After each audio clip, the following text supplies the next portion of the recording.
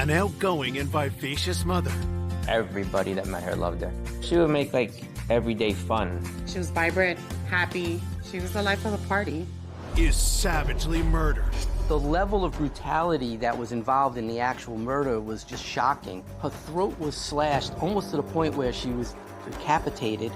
Police hunt for an elusive killer. We had nothing to tell us what happened. Crime scene evidence produced basically nothing. We couldn't figure out who did it and why they did it. We were really baffled. Could have been anybody. And follow a twisted trail of evidence. Why would he use a calling card? There were 44 phone calls made up until the day of the murder. The officer found a loaded handgun and hollow point bullets. It kind of lit up like a light bulb. Until a desperate move. This was really the one shot that the police had to solve this case. Reveals a secret that stuns everyone. I was very surprised, I was shocked. All of us were. I never would have expected that it would lead to this.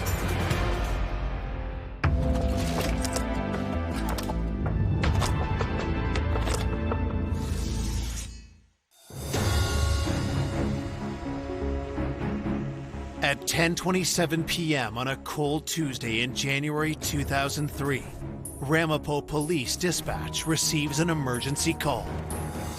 Ramapo 911. My neighbor just ran in my house and said his wife is on the floor in the house.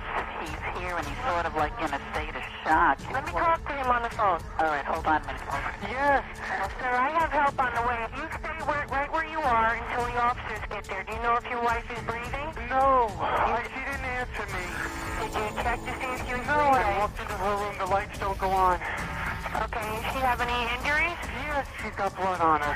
Where? When I cried, Evelyn, she didn't move. Did you come home and find her that Yes, way? I just came home. Officers are dispatched to the home, located in a quiet family neighborhood. When I initially approached the house, I see a man with a young boy with this really blank face. Walking by, he didn't say anything to me. I noticed that he had a shopping bag. It looked like a gallon of milk.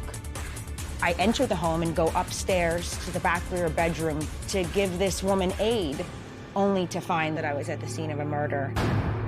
You know, her injuries were so severe. She's clearly dead.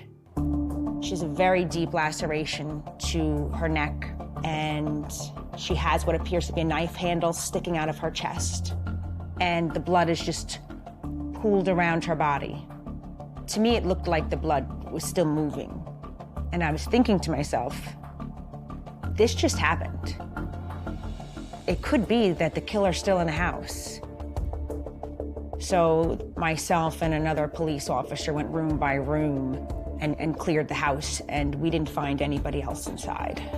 At that point now, I had to secure the crime scene. I knew that it was dark, but once it's a crime scene, you try not to touch anything because you don't know what is evidence. Detectives arrive on the scene and begin their investigation in the bedroom. The victim was lying on her back, and she had a tremendously deep wound to her neck. So deep so, you could see part of her spine. There appeared to be 2 stab wounds to her chest, and there was a large, I would call it a kitchen knife, sticking in her chest. We, of course, dusted the knife for fingerprints, which came back negative. The actual blade had gone through her and was stuck into the parquet wood floor. You know, it's a pretty brutal scene. She didn't appear to be dead for long. Her body was cold to the touch, but there was no rigor mortis. There was no lividity. We looked at a potential attack of a sexual nature. There was nothing obvious to the eye. Her clothing was not disturbed. I looked for any defensive wounds. If there was a struggle, there'd be some indication on her hands, and none of that was evident. The brutality of her injuries and how many times she had been stabbed, it looked more like what we would call a crime of passion. Looking around the room, investigators discover some unusual clues. I found it kind of odd that there was no lights, but the fan in the ceiling was running. The fan light had no light bulbs in it. And in the garbage basket were 3 light bulbs, and there was 1 on the floor next to it. And I'm like, that just, what's this all about? And there was a wall sconce that had a light bulb that was loosened. To me, it would be indicative of somebody looking to hide their presence, lessen the ability of the victim to see them. The house was a little bit in disarray, but it didn't look like it had been ransacked or that it was part of a burglary. There was some expensive tools in the garage. There was quite a bit of silverware, which is a burglar. They would take that, I would think. Nothing really of value was taken, and so that started raising more questions of what exactly happened here. Police examined the exterior of the house for evidence. We didn't see any types of breaks in the windows or the screens. Everything appeared to be locked and secure. On the ground, you could see a set of footprints in the snow that led to the back door. And that door wasn't broken open, but it was open just slightly. That could have been a point of entry for whoever had done this to her. Investigators speak with the homeowner, Peter Visich. He tells police the victim is his wife, 36-year-old Evelyn Visich, and that they live in the house with their 2-year-old son, Ryan. Peter told the police he'd gotten home with his son and that he observed that something happened to his wife. When the police spoke to Peter and explained to him what exactly happened to his wife, Evelyn, it was a strange reaction. He just sort of had a very stale face. That was something that was odd to me, but it certainly didn't point any fingers at him. There was no blood and nothing in his hands or on him or on his clothes that would indicate that he had been part of the murder. While Peter is taken to headquarters to make a statement, Ryan is looked after by his grandparents.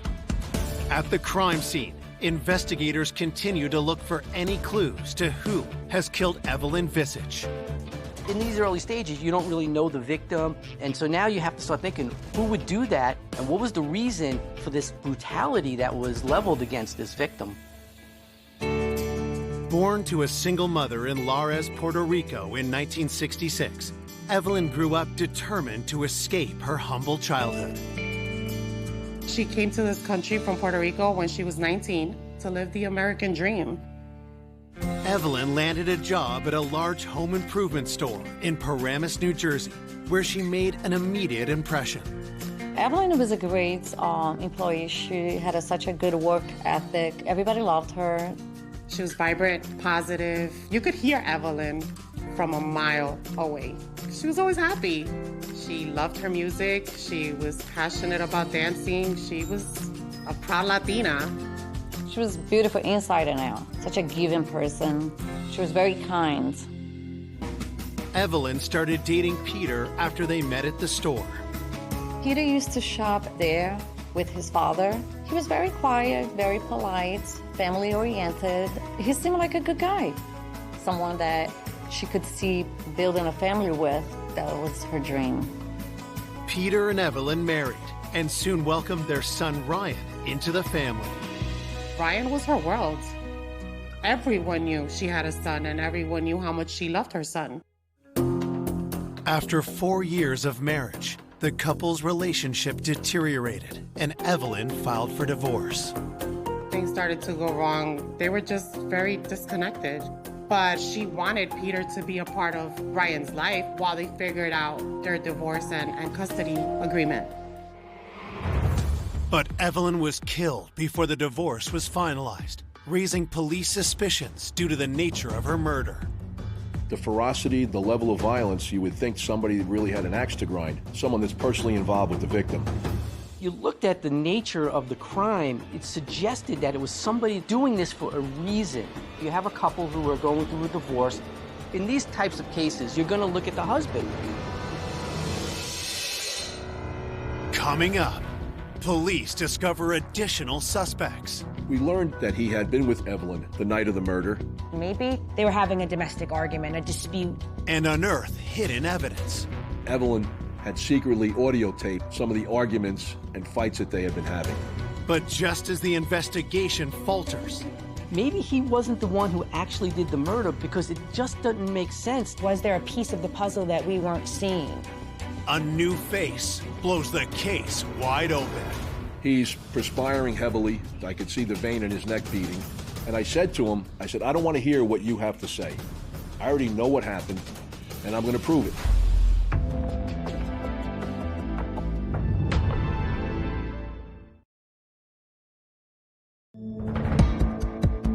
Police investigating the murder of mother of one, Evelyn Visage, have their first suspect, her estranged husband, Peter Visage.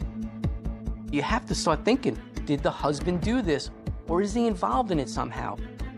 Peter mentioned that his relationship with Evelyn was troubling to him because they were in a different place. He wanted her to stay home, she wanted to work, and the relationship deteriorated, and Evelyn had filed for divorce. Evelyn and Peter still lived in the same home, even though this divorce was proceeding. They slept in separate bedrooms, but they were living under the same roof. Peter claims he last saw Evelyn alive the morning she was killed. He had taken his son for the day. Evelyn had gone to work. Peter told us he went to his mother's house at 8:30 that morning with Ryan to do some household repairs. He didn't have a steady job. His parents supported him. He also did a lot of odd jobs for them that they paid him for. He stayed at his mother's house till approximately 8:30, and at that time he went with his son Ryan to the Palisades Mall. Peter tells police that just after 9 p.m., he called Evelyn's cell, and she told him she was at a friend's house.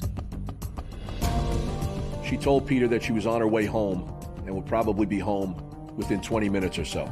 At approximately 10 p.m., Peter received a telephone call from Evelyn asking where he was.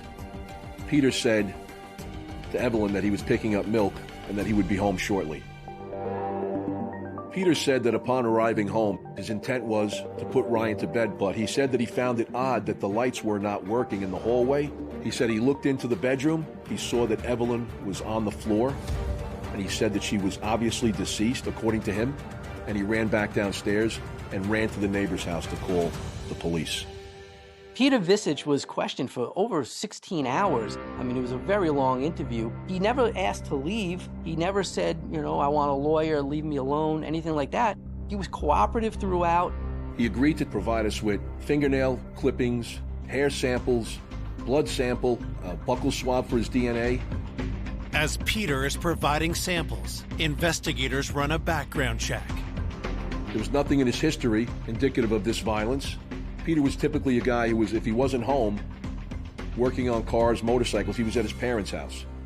Peter Visage's mother confirmed his alibi for the day and evening at the time that he said that he was there. We found Peter to be at the A&P supermarket buying milk and exiting the store consistent with the times he described, confirmed by video cameras. And he produced a receipt for the milk, time and date stamped 10:15 p.m. The amount of time it took to go from A&P, where he purchased the milk, to his house. It just would not have been possible to commit that crime and call the police from the neighbor's phone and not be contaminated in some sort or leave behind some evidence or have evidence on him. We found no sign of any injuries. We found no sign of any blood on his person, on his shoes. At this point in the investigation, there was nothing that we could find that was showing that Peter Visage was involved in the murder of his wife. He was in all these different places where there were surveillance cameras, and with a timeline that prevented him from being at the scene of the murder when it occurred. Now you have to start thinking, other than Peter Visage, who could do something like this, and why would they do something like this? I asked him, did he have any concern about his own safety? Somebody came into your house, maybe they were looking for you too. Does he have any enemies? Does he owe anybody money? Does he have any illegal habits, drugs, gambling? And he answered no to all those questions. And I asked him if he knew anybody that might want to do this. And he said that she did have a boyfriend and that we should look at him. Evelyn was dating another employee of Home Depot, Mike Granda. Here you have people going through a divorce, and now you have a boyfriend thrown into the mix. A motive could be jealousy, could be a fight in their relationship. The fact that she still lives with Peter could be a source of upsetment for Mike Granda. Maybe it was a jealous boyfriend who had come in there. It fit the profile for the crime scene, being that it was so horrific. The next morning, police head to Evelyn's work to interview her boyfriend, Mike, and find that her coworkers already suspect something is wrong. I remember I kept calling her because Evelyn was always at work by the time I got there. And she wasn't there that day. I saw detectives when they came in and I got suspicious. And I said, something happened to Evelyn, right? So the detective said to me, how would you know that? So what I said was, you just confirmed it to me. We interviewed Evelyn's co-workers, and to a person, they all loved her and spoke highly of her. And she had some very close relationships with people that she worked with that loved her dearly, that she was good to them, they were good to her, they looked out for each other. Evelyn was very, very loved at work. Emotionally, it was horrible. I mean, we were her friends. We were her family. She wasn't just a friend, she was like a big sister to me. As investigators speak with Evelyn's coworkers, her boyfriend, Mike Granda, arrives to start his shift. When Mike Granda arrived for work, we told him that Evelyn had been murdered. He was visibly upset. But when detectives ask Mike where he was the night before, his answer raises eyebrows. According to Mike Granda, he had been with Evelyn the night of the murder. At that point, you have to really look at every possibility. Maybe she was going back to her husband. Maybe she had broken up with him. Maybe it was a crime of passion. Maybe they were having a domestic argument, a dispute. We had to look at him as a possible suspect for the murder.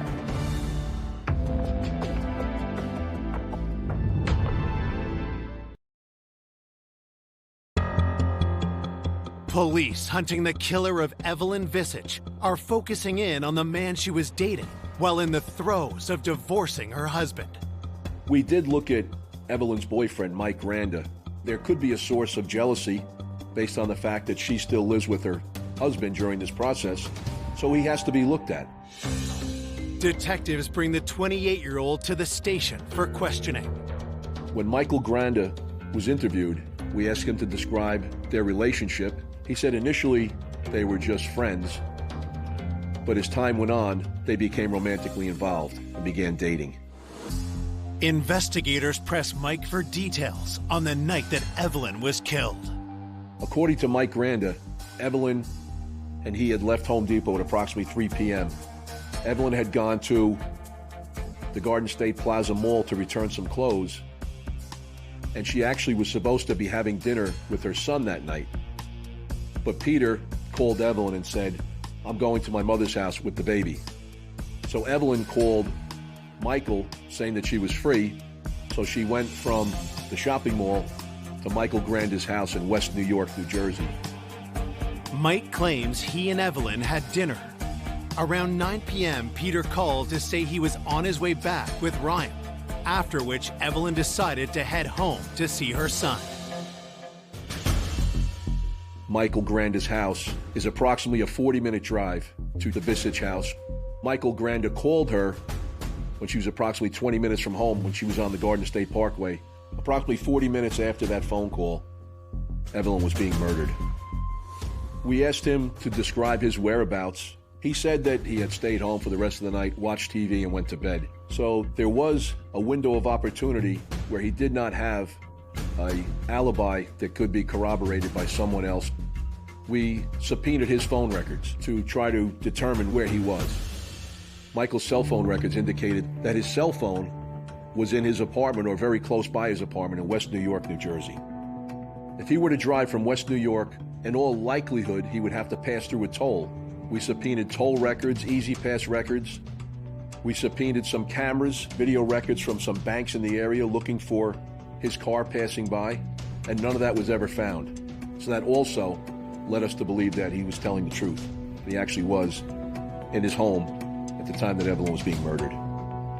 I never thought for 1 second that Mike had anything to do with it. Mike really lifted her up on a pedestal. He gave her that support that she needed. Mike made her feel beautiful. Michael was most cooperative. He offered his phone. He offered his laptop computer. He offered samples of his blood, a buccal swab for DNA, hair. He offered everything. He said, please, I know you have to look at me, cross me off the list and find out who did this. It just never even dawned on me that the police would look at me. I just tried to give them as much information as I could.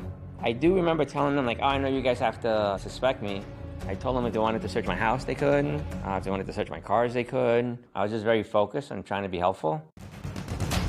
After the police obtained all of the information from Mike and speaking with him and speaking with others, he was quickly ruled out as a suspect in the murder of Evelyn Visage. And there was just nothing to suggest that Peter Visage was involved. So if you don't believe the husband's involved, you don't believe the boyfriend's involved, you have to look at other individuals that may be involved. At that point, you know, could have been anybody. You can't make assumptions on who it could be. You have to really look at every possibility. The day after Evelyn's murder, as police consider possible suspects, news of the crime hits the airwaves. The Evelyn Visage murder was newsworthy just because of the area. We're in a small town. We don't have that many murders that it's commonplace. This was a case that really was troubling because you have a woman who was violently, brutally killed, and we couldn't figure out who did it and why they did it. Hoping for a new lead, investigators looked to the autopsy report to learn more about the crime. She had 2 stab wounds in her upper back area. Those were the initial strikes. And then she had a very deep slash wound to her throat. And then there were 2 stab wounds in her upper chest area, powerfully done as indicative by the fact that the knife was stuck in the floor. Based on what the medical examiner described to us, I can only imagine the sheer horror that Evelyn was experiencing. The level of brutality that was involved in the actual murder was just shocking. Her throat was slashed almost to the point where she was decapitated. It was blood-curdling. She must have been scared.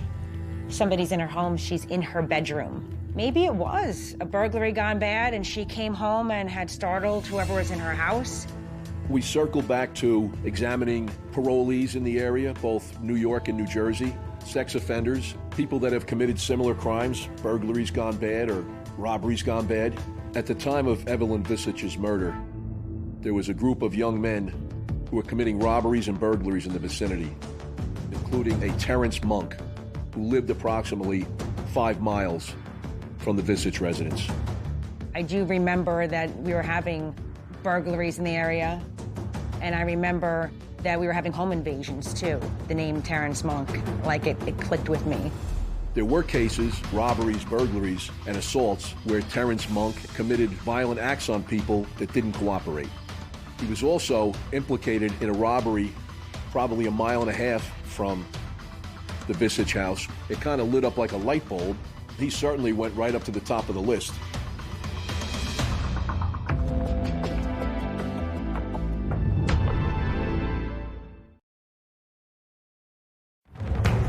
Evelyn Visage was killed in her own bedroom in a frenzied knife attack.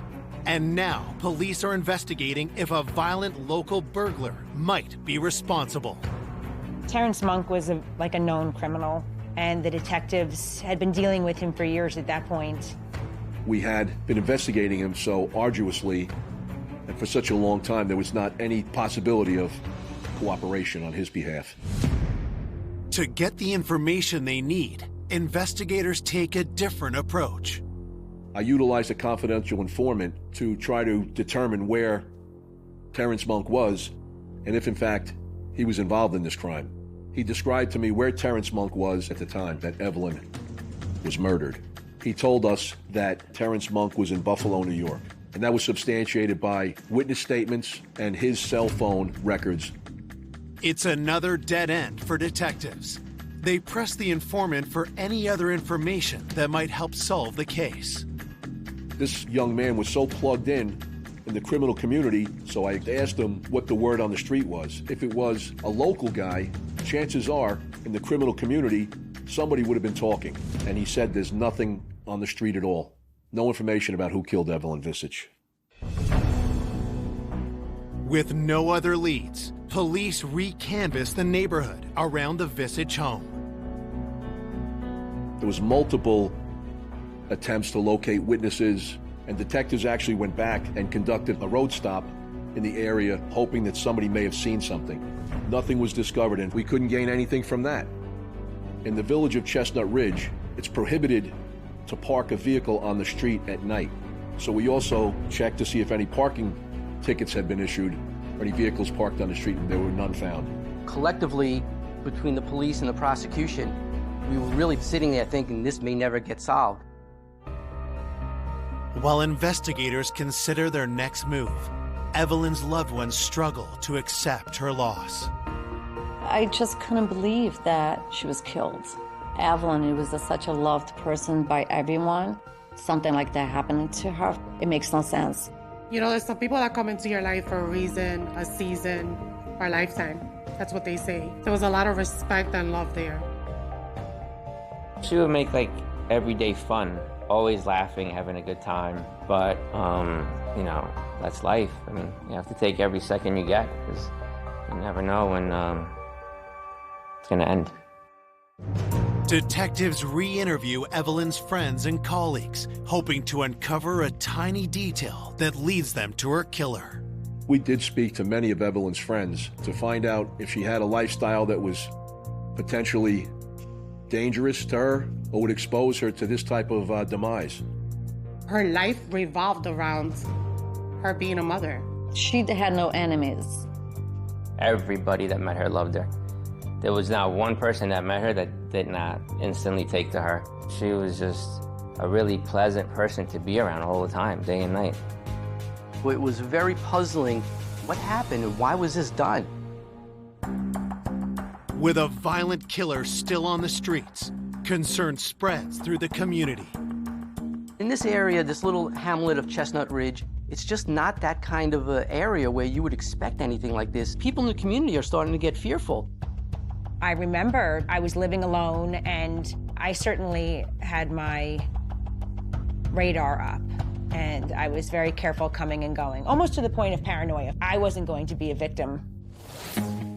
3 days after Evelyn's murder, detectives receive explosive new information, turning the investigation on its head.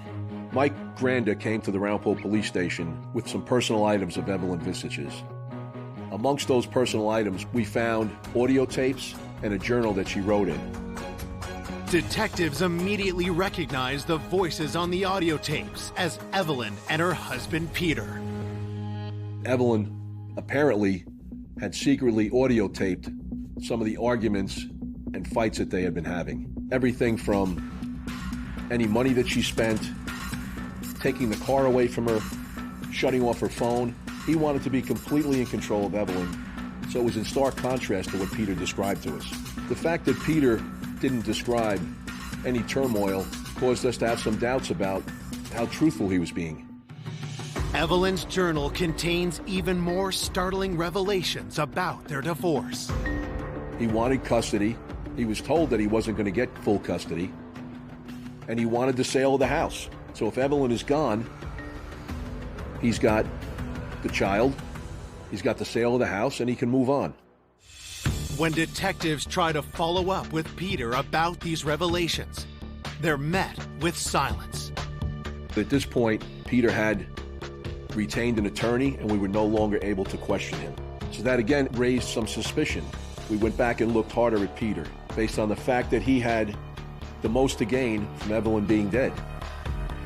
With Peter having an ironclad alibi, investigators consider other scenarios.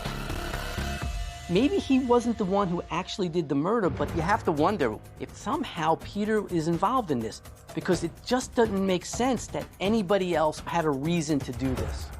The suspicion is enough to get a warrant to search Peter's vehicle. We had no idea at the time that that search of the van was about to unleash a whole new avenue of this investigation and turn this case totally upside down.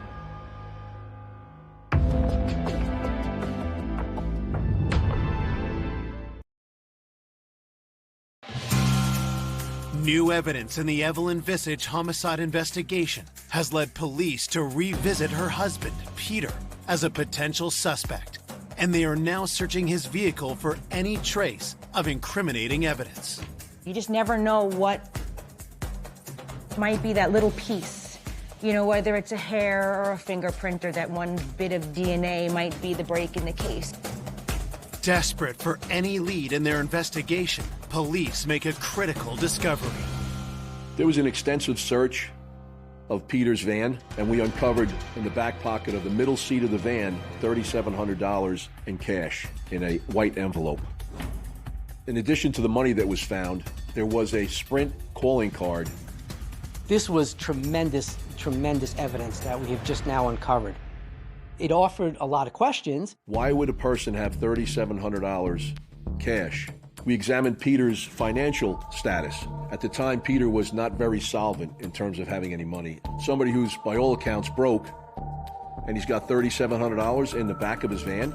And of course, we couldn't ask him why, because he had already retained counsel. You have to now start wondering, why does this man have $3,700 in $100 bills left behind in his minivan? It's possible that Peter may have engaged someone to kill Evelyn, and that money was going to be used to pay off the final payment. Furthest thing from my mind was that a hitman could have been hired. That's really very rare in real life. Let's look at his bank accounts, his credit card statements, things like that, as far as getting any solid evidence he was involved in this. We went back and looked harder at Peter's bank accounts, stock market, anything like that, in an effort to see if he had taken any money out to try to pay somebody to maybe do this. And nothing was found to be out of the ordinary or even considered to be like a payoff. Finding no evidence Peter paid to have Evelyn killed, detectives focus on the other item found in his van. Why would he use a calling card? Most folks, unless you don't have a cell phone or don't have a landline, don't have the necessity for a calling card. And Peter had a cell phone, he had a home phone, so we subpoenaed the records for that calling card. There were 44 phone calls made from that prepaid phone card records beginning in November of 2002 up until the day of the murder in January of 2003. Of 44 calls made on that card, almost all of them were made to an individual named Frank Thon. The name is new to detectives, but when they run it through the police database, they make a telling discovery. Police learned that Frank Thon was currently, at the time, in jail in the state of New Jersey. This is a man who's been arrested numerous times, assaults, violent assaults. His most recent arrest was for driving while intoxicated. The officer found a loaded handgun underneath the armrest of the truck and hollow point bullets. At the time of the murder, he was on intensive supervised parole. Shortly after the Visage homicide, Frank Thon turned himself in to serve a year in the county jail. Could there be an innocent explanation why Peter called a known violent criminal for months leading up to the murder, only to stop the day Evelyn was killed? We subpoenaed Frank Thon's phone records. Analyzing his phone records, we found that he was in the vicinity of the Visage home on January 6th, the day before the murder, and on January 7th, the day of the murder. Then it became really evident to us that he was involved in this. So now things are starting to click. We were able to secure a search warrant to search Frank Thon's apartment. And one of the things that the police recovered was a computer. Upon forensic investigation of that computer, we found that Frank Thon had searched directions from his apartment to the Visage home. The evidence is compelling, but investigators need something more concrete to lay charges. Based on the evidence that we had, it still was a very weak case. We don't have any forensic evidence that would connect him to the murder of Evelyn Visage. You need the probable cause, you need the connection to prove your case and to actually have it stick. With little else to go on, detectives make a bold decision. We had no other option other than to go at Frank Thon. We knew our case would depend upon Frank Thon making a confession. This was really the one shot that the police had to solve this case. It was a huge gamble because if he decided to ask for a lawyer, they could not question him anymore. If he denied it, they were stuck with what he had to say. Police can only hope that Frank reveals the truth of whether Peter was involved in the murder. We don't have a case against Peter. We're getting closer to figuring out maybe what occurred, but again, it doesn't prove that Peter Visage had any relationship to this murder. We had nothing other than just the fact that Peter is calling Frank Thon. This case is going to rise and fall, whether we succeed or not with an interview. investigators head to the county jail to confront the hardened criminal. I specifically requested a small room where we could have the table against the wall, and we deliberately set that room up to increase Frank Thon's anxiety. We had lawyer boxes with Evelyn Visage's name on the boxes. We had maps with pins in them. The small office was full of, as I call it, a number of props. With everything in place, police bring in 41-year-old Frank Thon. They took the handcuffs off him, and we pretty much just stared at him for like a good minute or two, again, in an attempt to increase his anxiety. And he was visibly nervous. And I said to him, I said, I don't want to hear what you have to say. I already know what happened, and I'm going to prove it. And I'm going to tell you what, a murder for hire in New York, you could potentially face the death penalty. We told him that we had all types of evidence implicating him, and his face hit the table. He's perspiring heavily. His heart rate was obviously increased. I could see the vein in his neck beating. And I said to him, I said, you don't have any friends in this world right now. I said, if you tell us the truth, we'll try to assist you in getting the best possible deal. There was a long pause. He took a big sigh, and then he began to tell us what happened.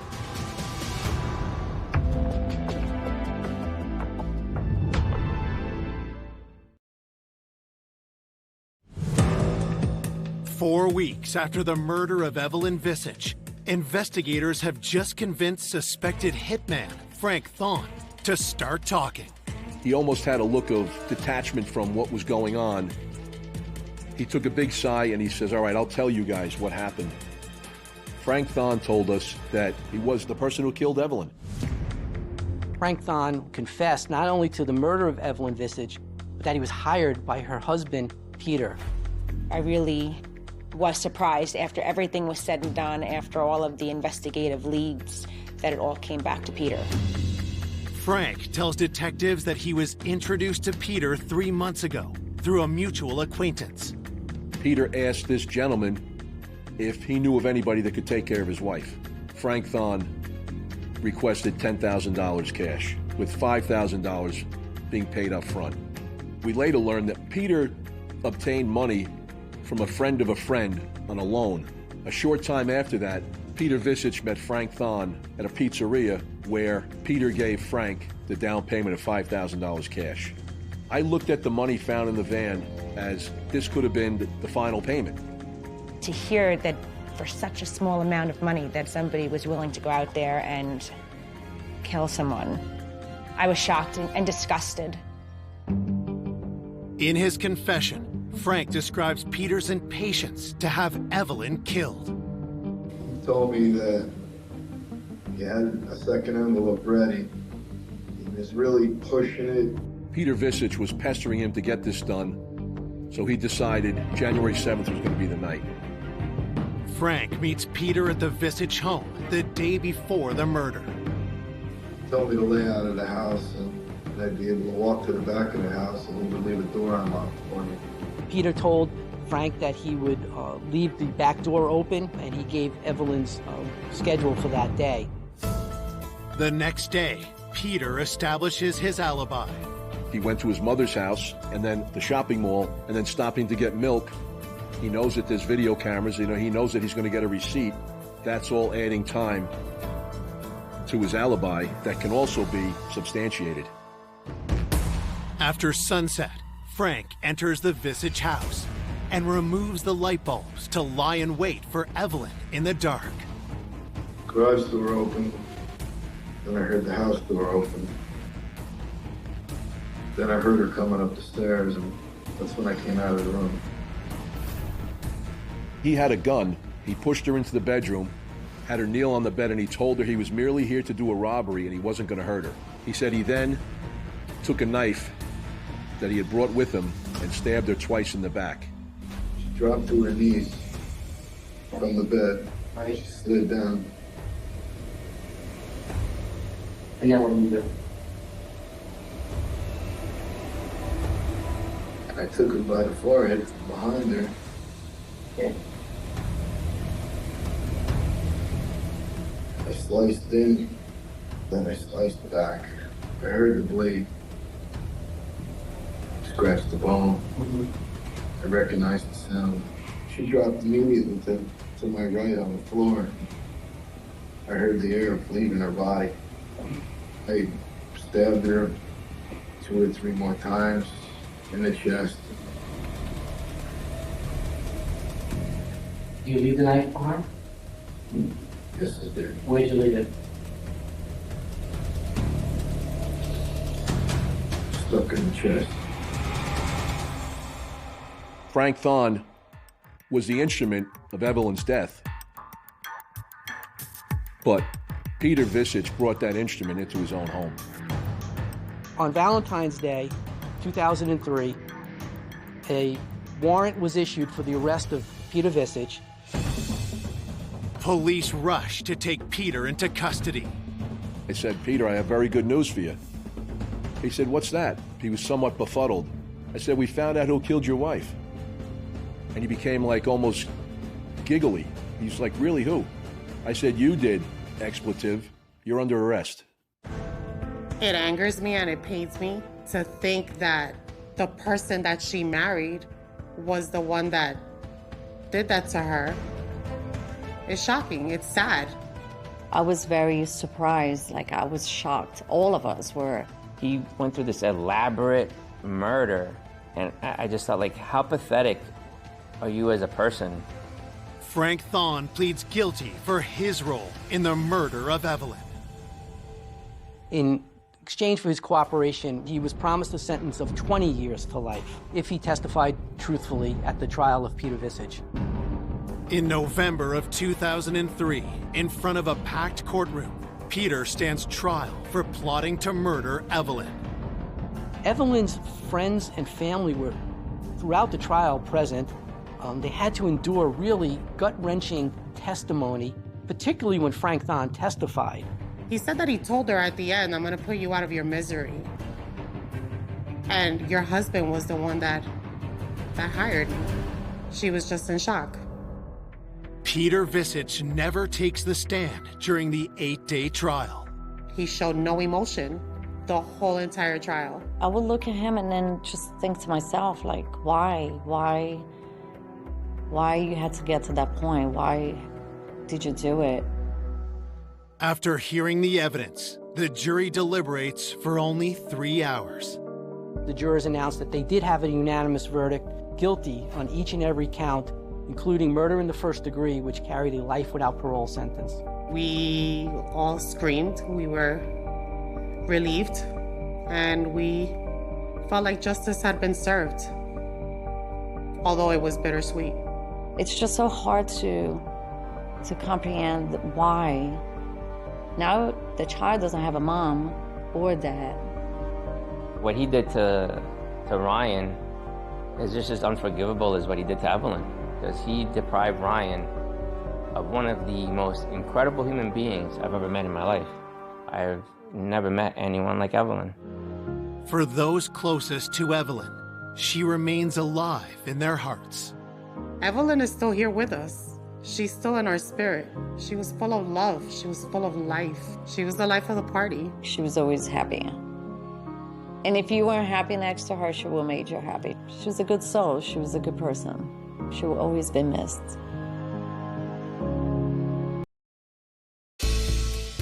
A popular and fun-loving college student.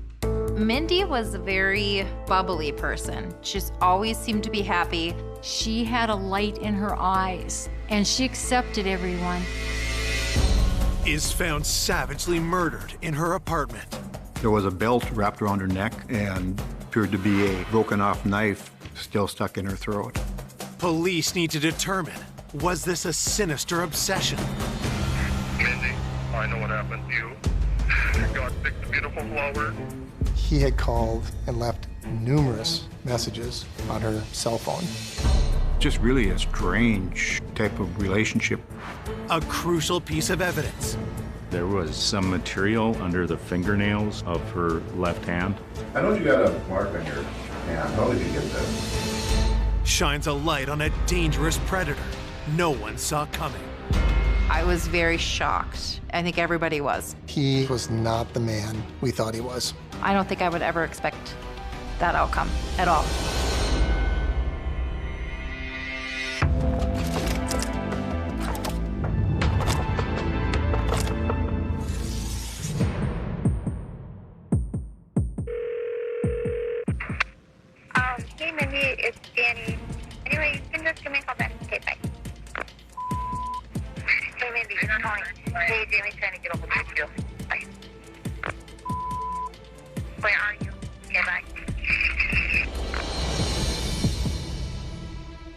remember trying to call Mindy a few times and she wasn't answering. So me and my friend Danielle drove and parked in front of her apartment across the street. I ran inside. I knocked on the door and there was no answer, and it wasn't locked. And so I opened the door and I stepped in. And about 2 steps in, I saw something on the ground right in front of my feet. It was Mindy. And then I noticed something around her neck. Horrified, Mindy's friend rushes outside to call 911. About 10 minutes before 9 o'clock at night, dispatch called me at my house and said that they've got a hysterical caller on the phone. I got the address and it was 1 block from my house. When I arrived, both Danielle and Tony were very distraught, very upset. The apartment was located on the 2nd floor of the building. As I entered, I could smell a very strong odor like an ammonia disinfectant. The body of the victim was laying across the entry hallway. And it appeared her throat had been half cut open. Detectives begin their investigation and identify the victim as 22-year-old college senior Mindy Morgenstern. I knew Mindy. She was a student at the college. I'd seen her at a lot of their events. And to see that it was her, I was really surprised and quite shocked. There was a belt wrapped around her neck and appeared to be a broken off knife still stuck in her throat. It appeared that the belt was applied to the neck prior to the neck being cut. Investigators find an empty bottle of disinfectant beside the body. Somebody had poured the disinfectant over her body, possibly trying to destroy any type of evidence. The killer tried to cover their tracks, but investigators find something they missed. There was some material under the fingernails of her left hand where possibly Mindy had scratched her assailant. We felt that this was going to be a DNA forensic type case based on materials that were found on Mindy's fingernails. And to preserve that, the hands are placed in bags for autopsy. She had a purse around her right arm. Her wallet was laying just outside of the purse. It didn't appear that they'd been gone through or anything removed from them. There was clean laundry around the body and a laundry basket. It almost appeared as if she was attacked as she was going in the door with that laundry. It did not look like the apartment had been ransacked or gone through, so it didn't appear that theft was a motive in this killing. There was no sign of any forced entry into the apartment. It told us that the person was either in her apartment or followed her in. Her cell phone was located, and the first missed call on that phone was at 12:47 p.m. on September 13th. That gave us some indication as to what time the attack may have occurred. By 10 p.m., more than 9 hours after the first missed call, detectives have little to go on as they work into the night at the crime scene. When we first left the scene the following morning, we had no clear indication of who may have done this. Police reach Mindy's sister to inform her of the murder, and she delivers the tragic news to her parents. The front doorbell rang. And I said, "Who's there?" And Rebecca, our daughter, she said, "It's me, Dad. We've got some bad news." And then Rebecca said to me that, "Mom, Mindy is dead." It was just like somebody taking a knife and just sticking it right into your heart. I just wanted to try to just say, no, this isn't real, this didn't happen. I didn't want it to be true. She had such a loving, loving heart, and I loved her very much. Born in Bogota, Colombia, on April 29, 1984, Mindy was adopted as a baby by Valley City farmers Larry and Eunice Morgenstern. The first time I saw Mindy, she had the biggest, darkest, most beautiful eyes that I had ever seen.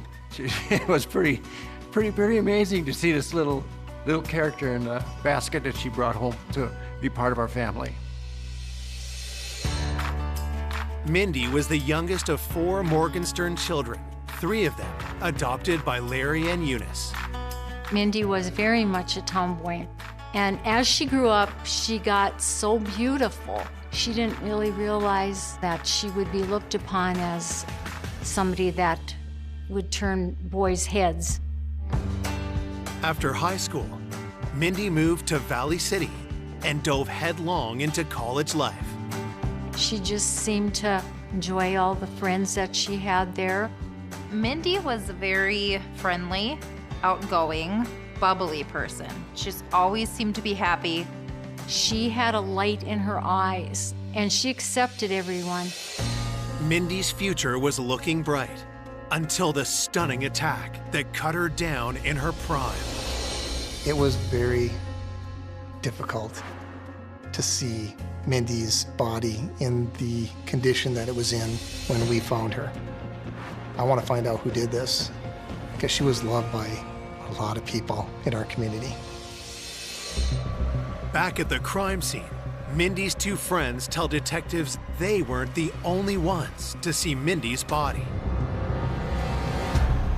When Tony found Mindy at the scene, she screamed, which alerted a man in a neighboring apartment to come out to see what was wrong. He was there when I first entered the apartment complex, and they showed me where Mindy was located. He told investigators that he checked for a pulse using the back of his hand to not leave any fingerprints on the victim. It was a little odd because people don't describe things like that, like using the back of their hand so they don't leave fingerprints and things like that. If he was there to help, I couldn't understand why he'd be worried about something like that. Police identify the man as Robert Linz and soon notice a telling detail about him. He had scratches on his hands that would correspond to someone trying to get your hands off of them when they were being attacked. Had Mindy scratched Robert as she fought for her life? Robert Linz, having those scratches, being in the same building, he certainly needed to be looked at. A lot of times, a person at the crime scene is a person that committed the crime. And if any evidence of them is found, they have an excuse for saying why it was there. Coming up, detectives uncover a world of secrets. She reminded me so much of my wife in her younger days. I said, it's like, I don't want you talking to her this time of year. It turned out upon checking his background that he had a felony record. And as they zero in on a killer, I was absolutely certain we had the right guy. a stunning setback turns the case on its head. I just thought, oh, it's all over with now. They're gonna let him go. This case was a shock to everybody. When we found out who the person was, it was just, wow.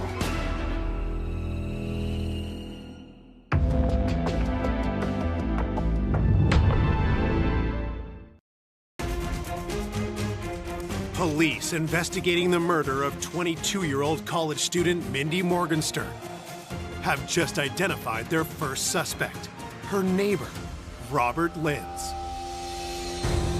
When officers met Robert Linz, they noticed some scratches on his hands. And he also used the back of his hand to see if she was deceased or not. His concern was he didn't want to leave any fingerprints or DNA in the apartment because he had nothing to do with the incident. Suspicions aroused, police bring Robert Linz into the station for an interview. Who knew the door? I knew her in passing, see her every day. All he knew about her is that she was a pretty girl and that she lived in the apartment building. When investigators dig into Robert's history, they find something troubling. It turned out upon checking his background that he had a felony record. I got popped. Let's see, with a stolen car, a gun. My original sentence was 2 years and 8 months. Robert Lenz was in the criminal system out in California. He's street smart, and he knew not to leave fingerprints at a crime scene. Detectives ask Robert how he got the scratches on his hands. All your hands are really cut up and stuff. Is that normal from work? Yeah, this is an everyday thing. Handling steel and stuff? Yeah, all day long, steel. I get cut pretty bad, constantly. He claimed he worked at a place where they built steel buildings and stuff like that, and he got the bruises on his hands from his job. Police cut to the chase and ask Robert where he was on the day Mindy was murdered. No, it wasn't anything out of the ordinary, regular day work. What time do you usually start? I'm there like 5 minutes to 7. Robert Lenz told investigators that he had been at work that day from 7 in the morning, and he didn't arrive home to his apartment until about 5:30. We talked to his employer. He did work all day. He did work with steel, so it was very easy for him to cut his hands. So there was really nothing to put him at that apartment at the time the crime occurred. Still, police aren't ready to rule out Robert just yet. We asked him to provide DNA sample, which he agreed to. While they await DNA test results, police canvass Mindy's neighbors. We were looking for anybody that might have seen something, heard something, so we can get a better timeline as far as when this might have happened. While going door to door, investigators are pleased to see a familiar face. As I was collecting statements outside, I saw Mo Gibbs. He had been living in the apartment building with his wife and stepdaughter. Mo works at the Barnes County Jail, and due to the fact that he was a correctional officer, I would run into him quite often while he was working. And I also knew Mo because we played on the co-ed softball tournament together. A guy in his position probably would be an excellent witness if he had seen or heard anything. Mo Gibbs said that he knew Mindy as a person that lived in the building. He had seen her come and go. The investigator asks Mo if he noticed anything unusual that afternoon. Mo had said that he went with his wife and stepdaughter for lunch, then came back to the apartment at about 12:45 and started packing and loading boxes as he and his wife were going to be moving out of the apartment. He mentioned that when he went into the apartment complex, he could smell a strong, distinct odor of a disinfectant. Other than that, he claimed that he didn't hear or see anything. So we were working with a timeline between the first missed call at 12:47 p.m. and the disinfectant being smelled shortly after 1 o'clock p.m. So we figured she probably was deceased prior to 1 o'clock in the afternoon. To rule them out, police collect DNA samples from Mo and the other building residents. All the DNA samples taken during our interviews were sent to the state crime lab. In search of new leads, detectives turn to Mindy's loved ones. I just didn't think there was anybody that would want to do anything like that to her. Investigators push Mindy's parents to think hard about anyone who might have had a problem with her. Mindy's mother mentioned that Tony had this boyfriend that wasn't such a nice person. His name was James. I was dating James Robinson at the time, and he was doing some bad things, and I was taking the brunt of it. And Mindy didn't really care for him because she had known that there was times that it got pretty scary. Mindy did bring him up at one time, something about him being on drugs or something. Mindy was trying to get Tony to quit seeing James, and that may give him some reason to hold a grudge against Mindy. This James Robinson didn't look like he wanted his girlfriend, Tony, to be friends with Mindy. She did, obviously like a friend does, get out. You need to leave. He's not a good guy. This isn't a good relationship. In trying to help her friend, had Mindy made a deadly enemy. It seemed like an attack was personal in nature. It made me think that maybe this guy had something to do with her death.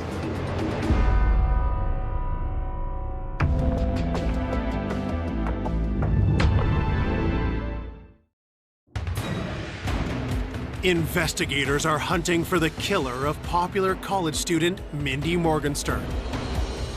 They now suspect James Robinson, who may have held a grudge against Mindy for trying to turn his girlfriend Tony against him.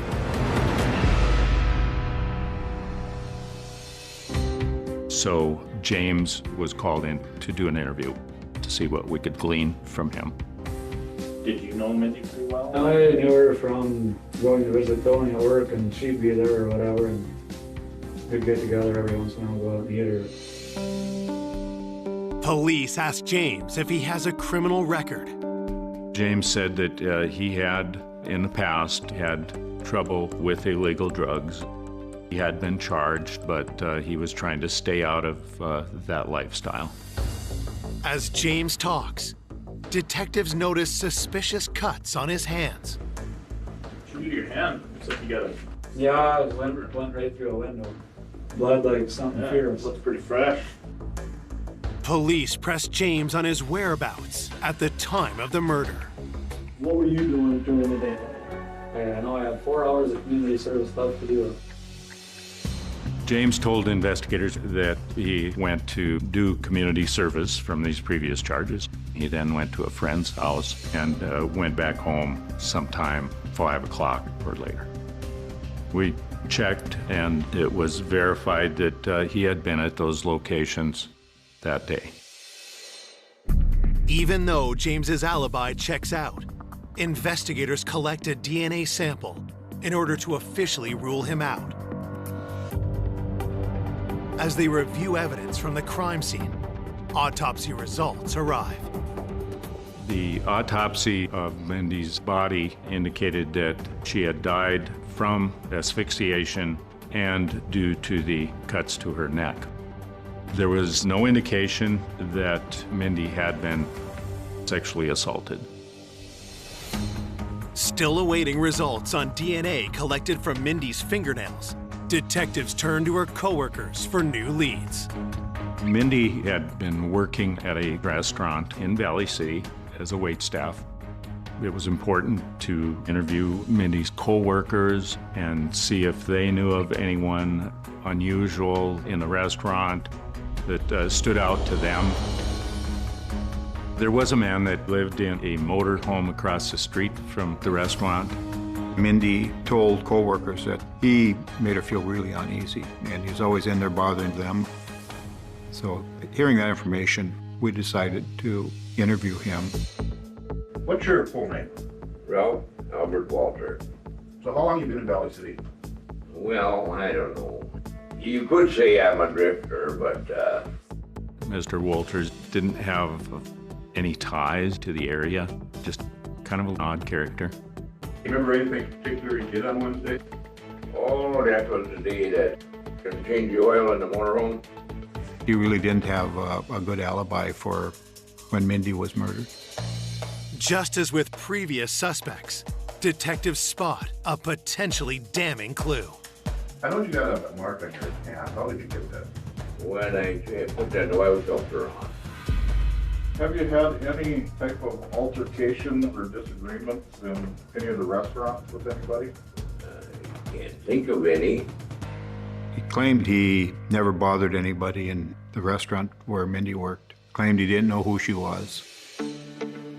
But Mindy's coworkers tell a different story. They all said that he was in there quite often. Mr. Walters would have seen her coming and going at least.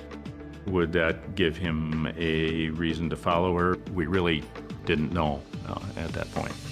Red flags were waving, of course, but I was real careful not to jump to any conclusions too early on in the investigation.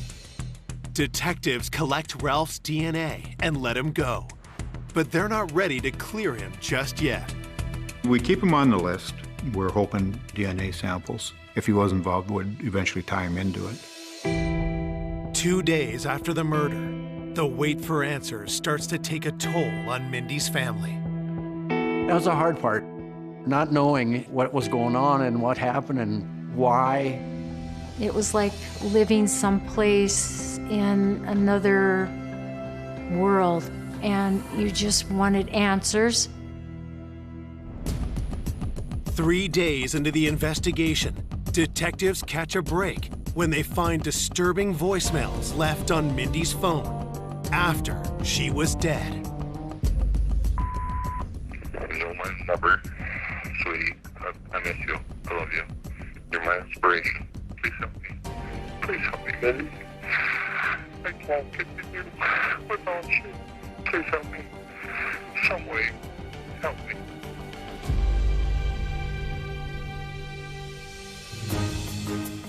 Detectives search the number and discover that it belongs to a man named Rodney Kuznia. After Mindy had passed away, he had called and left numerous messages on her cell phone. Investigators rush to find out who Rodney Kuznia is and why he called Mindy after her murder. Mindy's friends had told us about a previous boyfriend by the name of Kyle Kuznia. They had been very serious and they had broken up the prior year. Mindy's phone indicated a lot of calls between she and Kyle's father, Rodney. We thought this was really odd because why would an ex-boyfriend's father be so interested in Mindy? There was some indication from Mindy's friends that Mindy had told Rodney to quit calling her.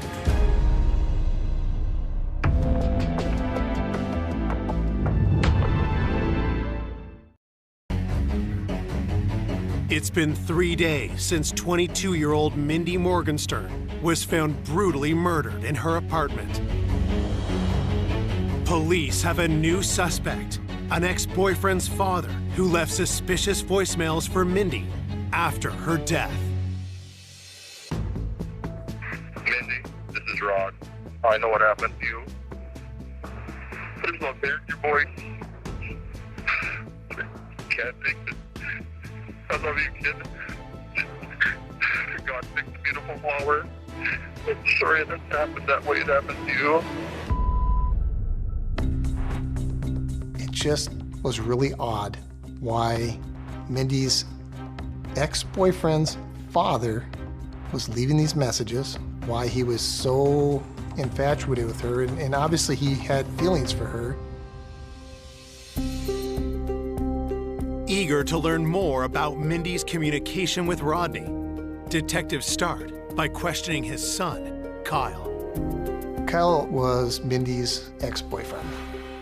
And Mindy, I think, still had feelings for Kyle. It was found that Kyle had broken off his relationship with her a year before and was planning to get married to someone else and had really had very little contact with Mindy since that time that they had broken up. I feel a little bad that maybe I could have handled it a little different. Have you had any other contact with her? No, that was the last time I ever talked to her. I know she would kind of get information kind of through my dad. Him and her would continue to talk. After verifying that Kyle was working out of town on the day of the murder, detectives turn their questions to his father's relationship with Mindy. It's like, I don't want you talking to her. You know, 10, 20 years down the road, you guys are still going to be talking, and it's kind of weird. It is kind of weird. Yeah. It was actually ruining his relationship with his father because Rodney was so involved with Mindy still. I even asked my dad too, that I would appreciate it if you guys would stop talking. Rod Kuznia had an almost unhealthy amount of contact with Mindy, and then that continued even after Kyle and Mindy broke up. The calls were very frequent, like multiple times daily. And it really made us wonder, did Mindy want him to quit calling her? Did that make him angry? Detectives bring Rodney Kuznia in for an interview. He was at least in his 50s, and we weren't sure what it was that he wanted out of Mindy. You and Mindy became, as you call it, friends. She dated your son. Correct. I don't understand the relationship. Well, you'd have to know Mindy. She was quite the bubbly character. She reminded me so much of my wife in her younger days. Detectives press Rodney about the messages he left after hearing of Mindy's death. I did call after I heard the fact and left a message. I know it's really stupid to do that, but they wanted her to pick up and have. What did you tell her? Oh, God picked the perfect flower. It was just really a strange type of relationship between a man that was her boyfriend's father and her. Detectives press Rodney on his whereabouts at the time of the murder. Rod Gutznia indicated that he was working on his farm with his two sons from 7 in the morning till early in the evening. We checked and verified that, yes, he had been at work that day. Detectives collect DNA from Rodney, but with nothing concrete against him, they must let him go. We still thought that it was such an odd relationship that we certainly wouldn't close the book on looking at Rodney any further. The pressure to find Mindy's killer only increases as the community becomes gripped by fear. It was super scary because you didn't know who it was. It could have been anybody. You were scared to go out by yourself. You were scared to do anything. It wasn't safe Little Valley City anymore. 6 days after the murder, Mindy's funeral draws hundreds of mourners. We had the funeral at the high school gym because we didn't think everybody could fit into the church while there was over 500 people at the funeral. The police told us they would have some undercover agents watching because they didn't know for sure if this person was, after her or after us. And you get kind of paranoid of anything like that happening until they finally catch the right person. The day after Mindy's funeral, investigators receive surprising news from the crime lab. The state crime lab called and said that we have a positive match of the DNA. The DNA extracted from under the fingernails of Mindy matched an unsolved brutal sexual assault in Fargo 2 years previously. And when we found out who the person was, it was just kind of silence. Then there was a shock.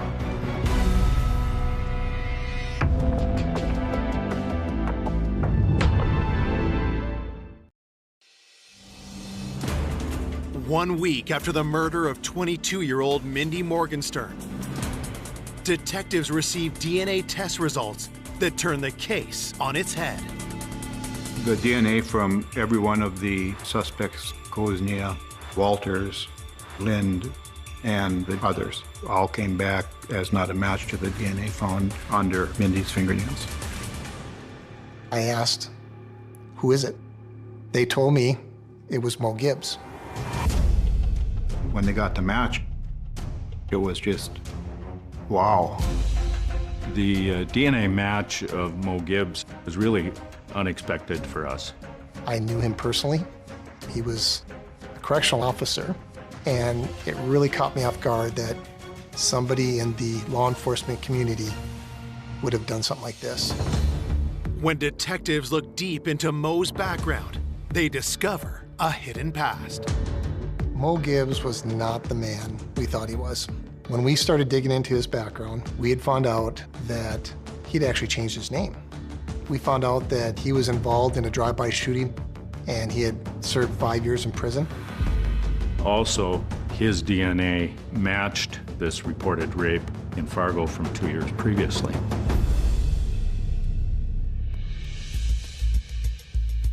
Given Mo's violent criminal past, Detectives come up with a strategy to lure him into the station.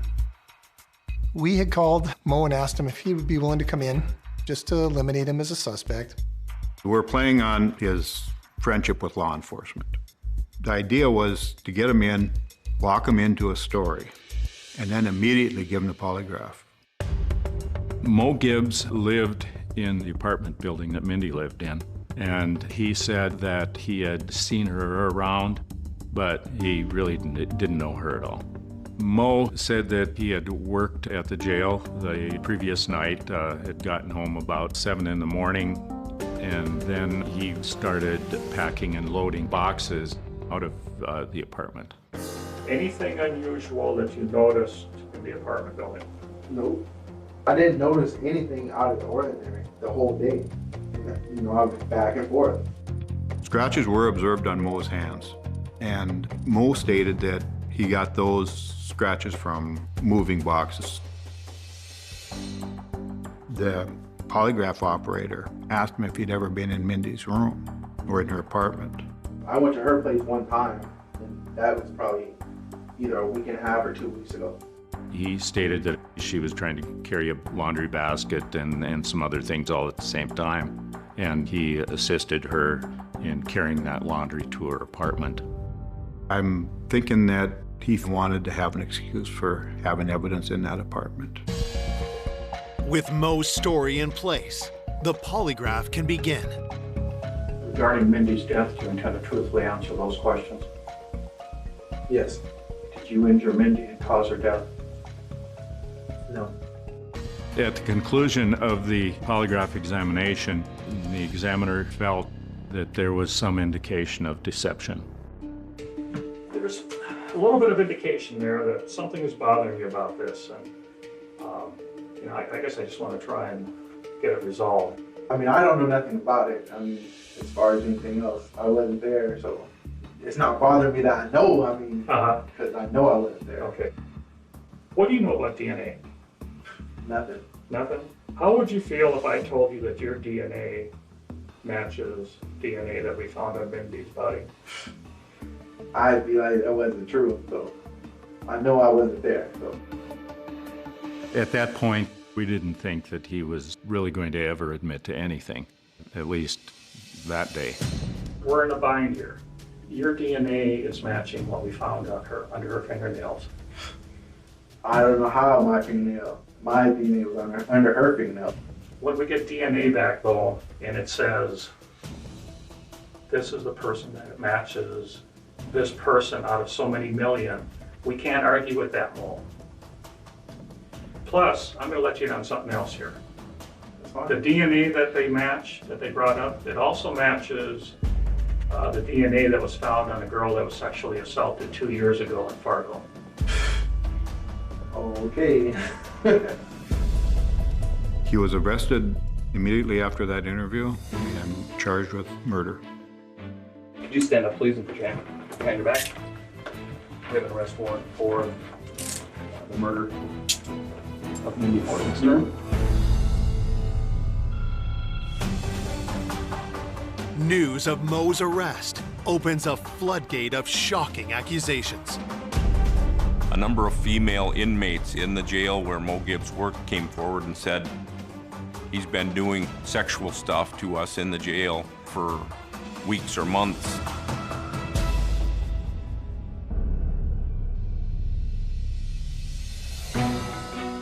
Mo is charged with 6 felonies for the sexual assaults and 1 count of first-degree murder.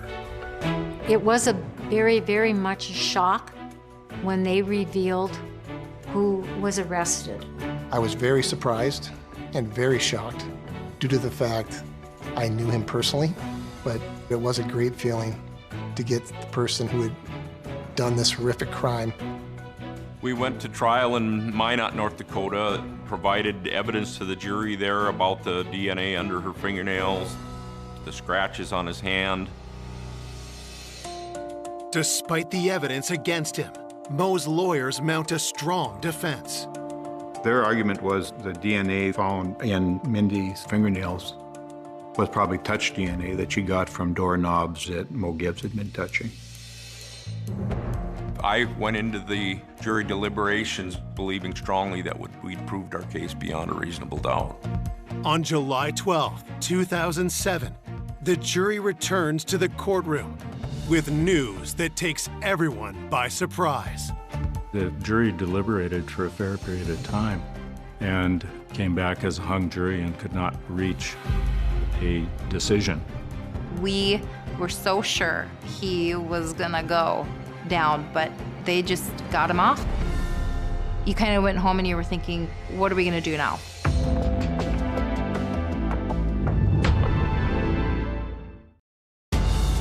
Corrections Officer Mo Gibbs has just been tried for the murder of 22-year-old Mindy Morgenstern.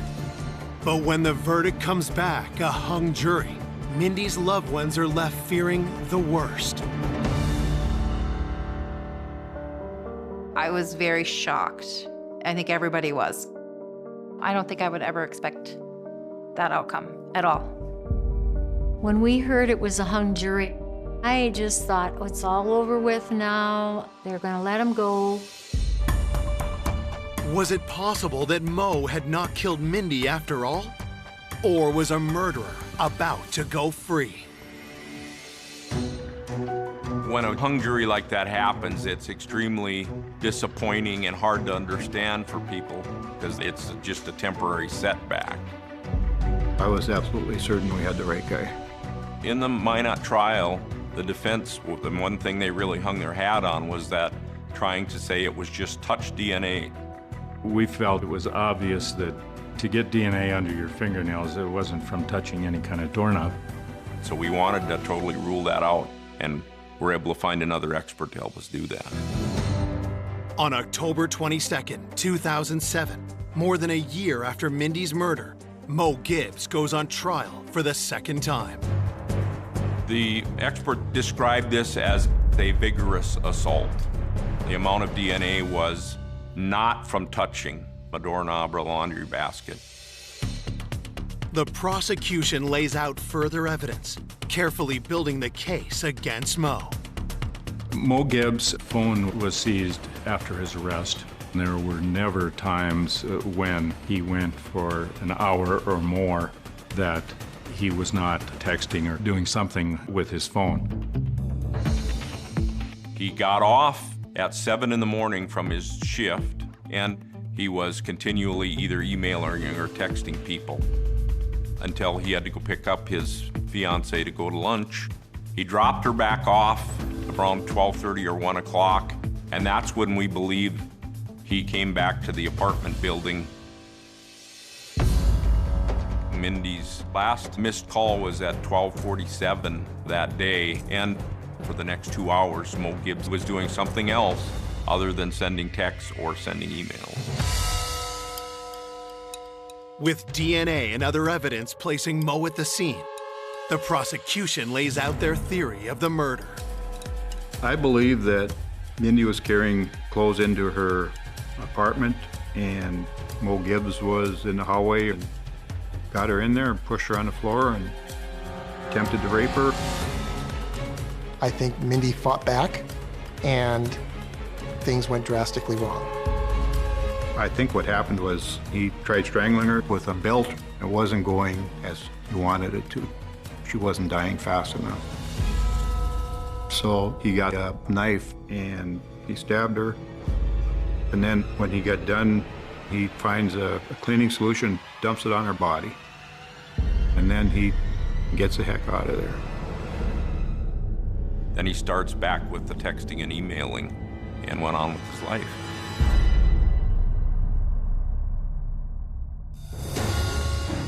As Mo's second murder trial concludes, prosecutors have one final card to play. There was a cellmate of Mo Gibbs while he was awaiting trial that had told investigators that Mo had admitted to killing Mindy. Gibbs had told him that he'd done it, he'd do it again if he had the opportunity.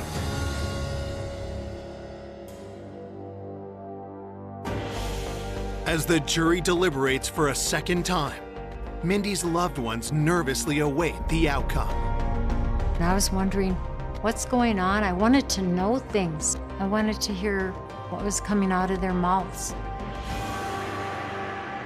On November 16, 2007, after deliberating for over 27 hours, the jury returns with the verdict.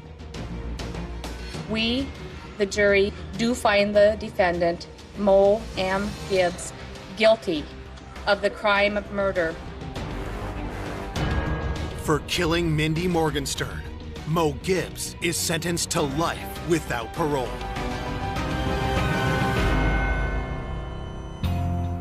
He got a 12-year sentence on the unsolved rape and 15 years on the jail sexual assaults that had happened. It was a relief that they finally caught the person, that he wasn't going to be out there to do it to somebody else again. The fact that Mo Gibbs is going to be in prison, it was finally over with. We could finally go on and just try to get through life the rest of the time that we had. Mo got what he deserved. Because of Mindy's actions and her strength, we were able to get the DNA that we needed, and that DNA helped us solve this case. Though justice is served, nothing can dull the pain of Mindy's loss. Oh, I miss Mindy so much every day. You never get over it, but you go on and you pray for that time when you can see her again up there in the heavens. That's where I know where she's at. I like to remember her smile. I have a picture of her on my refrigerator, and the light just radiates from her face, and she's so happy. And that's the way I like to remember her.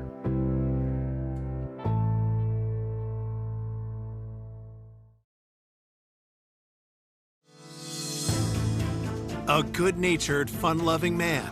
He was just a wonderful person. He was so funny and so charming. Enjoying his retirement years. At that point in his life, he was very content, very close to his family, his nieces and nephews. Is brutally gunned down a month before his wedding. It was point-blank assassination. There's a big puddle of blood. Oh my God! Investigators pieced together a series of clues. We had to look at what role that upcoming wedding had and what happened. They'd have their arguments, they had their differences. Was the scene staged to cover up an intentional killing? The investigation kept hitting dead end after dead end. And chased down multiple suspects. It was a whodunit. We were hoping for that break to come. Revealing a plot fueled by greed. He was somebody who had had a criminal history of theft and assault. Just when police are close to making an arrest, it was like he had just got smacked in the head with a baseball bat. They uncovered damning evidence pointing to a surprising suspect. You never expect anything like this. And then all of a sudden, the kill was right in front of us.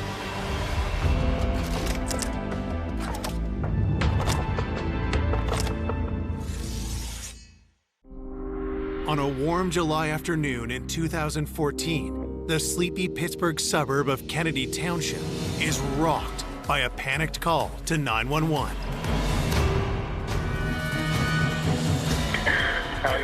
What's going on?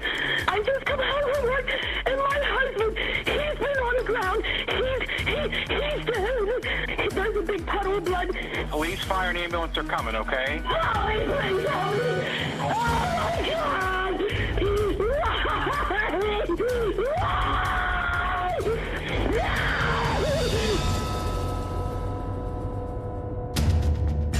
The woman who made the 911 call, Carol Lapaya, says the victim is her soon-to-be husband, 59-year-old Jack Parks. When I arrived on scene, the first thing I noticed is that the victim's head was covered in blood. It was on closer examination that you could see it was a gunshot wound. One challenge we had right out of the gate was that there was no casing or gun found. We don't move his body until it can be photographed. It was possible there was a gun underneath him that no one had seen, so we weren't 100% sure if the gunshot wound at that point had been self-inflicted or a homicide. We looked for a while. Unfortunately, we didn't find any type of gun. Detectives searched for any signs of what happened to Jack and who pulled the trigger. It was pretty clear right off the bat that this was some type of a home invasion or robbery that occurred. It didn't look like a struggle had ensued in the room, but once you walked through the victim's house, the further you got into it, the more you realized the level of disarray it was in. And as you went into the dining room, you started to see a jewelry box here, a drawer gone through here, papers rifled through. Upstairs, there was just complete disarray. The drawers were all pulled out. The clothing that was inside the drawers was strewn everywhere. Jewelry boxes flipped open, empty watch boxes laying there. We were trying to determine, was the scene staged? Was someone just trying to make it look like a robbery or a burglary, and when in fact they're just trying to cover up an intentional killing where they intended just to walk in and execute somebody? The house was dusted and processed for DNA and fingerprints. We then began to process the outside of the residence, looking for any type of forced entry, and none of that was found. Our first thoughts were the victim either knew the actor or was familiar with him. That's just our first impression. So, you know, who was friends with the victim, who would have access to the victim, who would have opportunity to the victim, and who would he trust? It really was a shocking case. He was killed execution style. This homicide happened in an area that we don't normally have murders. Jack's death is the first homicide in Kennedy Township in 10 years. The news stuns his family and friends. When I got that phone call and I heard Carol's voice, I knew something was wrong. And she said, "Jack's gone." I said, "What do you mean, gone?" She said, "He's dead." And then she said he was murdered. And I just went into shock. Jack Parks was born the second of 5 kids in Pittsburgh in 1955.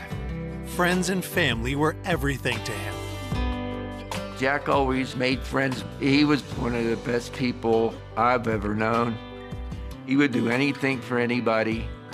We first met in 1st grade. We hit it off all through high school.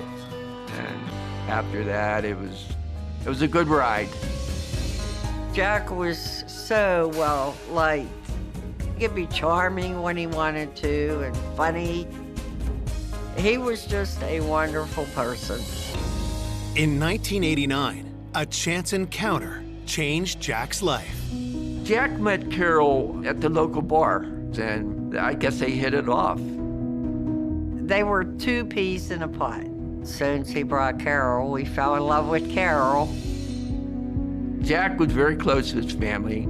He had about 9 nieces and nephews.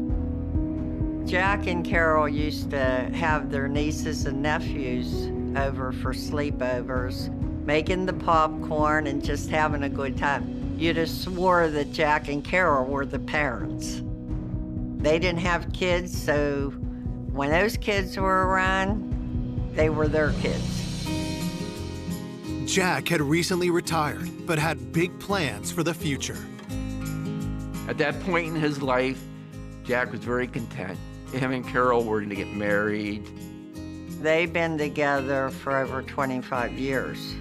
Carol in the beginning really wanted to get married, and Jack didn't. And then at one point, Jack wanted to get married, and Carol didn't. And I used to tell Jack, you know what, I like to be living when you get married, when you say I do. And then when they set the date, I was so happy. It was gonna be an exciting, very exciting day. Tragically, Jack was murdered a month before the ceremony was to take place. Her and Jack were going to be married on August 31st of that year, and it was really sad. It was so close. At 5 p.m. on July 21st, 2 hours after Carol found Jack dead, Police question her at the station. Talking to Carol was so important because, first of all, we had to determine whether she was or wasn't involved. And we wanted to just get the best timeline from her. During the interview with Carol, she explained that she had left for work as usual, her normal time, about 5:40. She starts work at 6. Everything was fine when she left for work. It wasn't until a realtor called her about a potential buyer for Jack's late mother's home. And when the realtor couldn't get a hold of Jack, Carol started to worry. She tried to call Jack and there was no answer. So then she got concerned. He always called her back every time that she tried to get a hold of him. So I think it was approximately about 2 o'clock she left work and then come over and find Jack, of course. Detectives know that spouses are always the first suspect and must determine if they can trust Carol's version of events. We have a timeline between 6 a.m. to 3 p.m. when she returns home. In some cases, you know, if a person's a cold-blooded killer, they may have killed him before she left the house, and then all of a sudden she finds him and, you know, and the killer's right in front of us. Her demeanor, she was very upset, but you can't take a chance by skipping a stone and not trying to look at her. Detectives are suspicious of why it took the couple so long to decide to get married, and if someone had cold feet. Something that we thought is, are either one of them having affairs with someone else? Could that be a possible motivation, and is this upcoming wedding triggering that? Coming up, detectives uncover a family feud. They just decided to distance themselves from not let him come to the house. And learn Jack's inner circle isn't as loving and devoted as it first seems. Things got more contentious. As police keep digging, more suspects surface. We learned of several burglaries. They had concerns about the employees. They hire criminals. Just when the investigation is about to hit another dead end, We had no idea who would have done this. detectives make a crucial discovery. It was exactly what we needed. When we got the phone records back, it was, oh my God. That was an aha moment.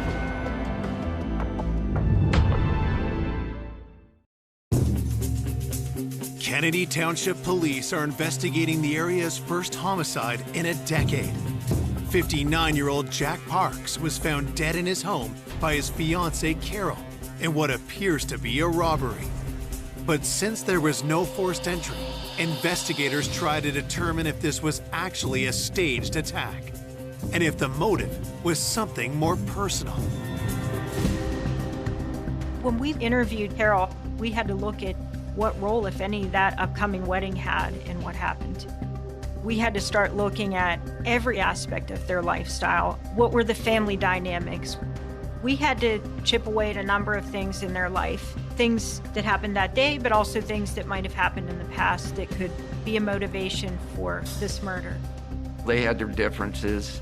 They'd have their arguments, but it wasn't my point to get involved in their squabbles. We kept talking more and more about any kind of problems that they had had in their home. And I asked her, do either of them have a gun? And she said that they did not.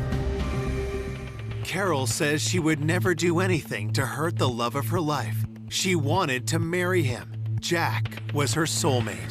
Jack and Carol, they loved each other. They felt they were already married. To everybody, they were husband and wife years before, you know, the wedding was planned. Carol was very upset. It was very difficult to talk to her while she processed that emotion, but then to still get the information we needed to keep moving the investigation forward. To me, that was a sign that she wasn't involved. With suspicion shifting from Carol for now, investigators explore whether theft was the main motive. The bedroom was ransacked. The mattress was disturbed. Things were emptied out of drawers. Carol had indicated to me some items that should be there. Their wedding rings that they had bought. Jack collected some coins. He had some expensive watches. She indicated that the watches should be in the boxes.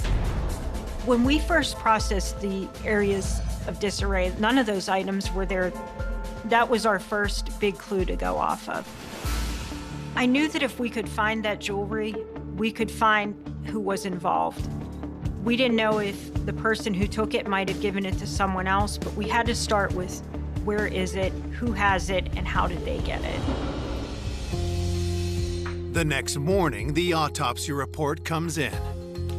He was taken out with one shot and to the right side of his head. It took it to a level where you know that is someone who probably came there with the intent to either use that weapon to intimidate or control Jack. There was a projectile that was recovered from his skull, and we were able to determine that we were looking for this .380. So that was a good start for us. Now we knew what kind of gun we were looking for. During the victim's autopsy, you could see that there were no wounds on his hands at all. There were no scratches, there were no broken fingernails, nothing that seemed to indicate that he had had a chance to fight back. He had been caught completely off guard. During Carol's interview, she indicated to police that Jack's nephew, Bradley Johnson, is someone they should look into. Bradley was living across the street with his mother and father, across the street from Jack. And he was always over there. And from what I understand, he was one of the last ones to see Jack alive. We made contact with Bradley, and Bradley had told us that he had gone over to Jack's house on the 21st, and he said he got there around 10:30 in the morning. Detectives find that timing suspicious. They know Jack was killed sometime between 6 a.m. and 3 p.m. that day. I asked him, I said, Bradley, what did you go over there to talk to him about? And he said, well, Jack's mother had passed away, and he knew that Jack was looking to sell the home. But Bradley wanted to negotiate a deal with Jack, and he wanted to talk to Jack alone because he said, you know, I don't want Carol weighing in on this. I wanted this to be a Parks family matter, and I want to discuss it with him. In his words, I didn't want her putting her 2 cents in. And that was a phrase that seemed to hint at some kind of animosity. Bradley tells investigators that he finds Carol too controlling and that she shouldn't have a say in this family decision. Jack wanted to wait until he could talk with Carol about it, which sort of defeated the purpose of why Bradley had gone there when she wasn't home. So he said he ended up leaving and they were going to revisit the conversation later.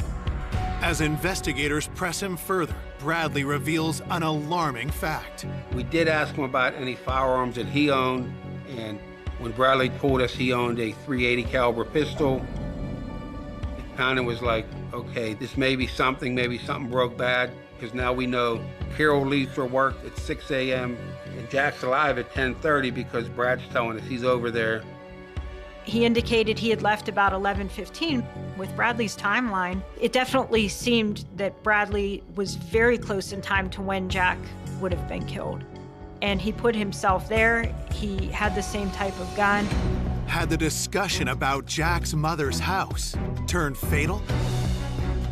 With the timing of Bradley's conversation with Jack, it made me wonder whether things got more contentious than he was alluding to in my interview with him, or did he leave there upset, or did somebody else come back and do something to Jack? It had to be looked into.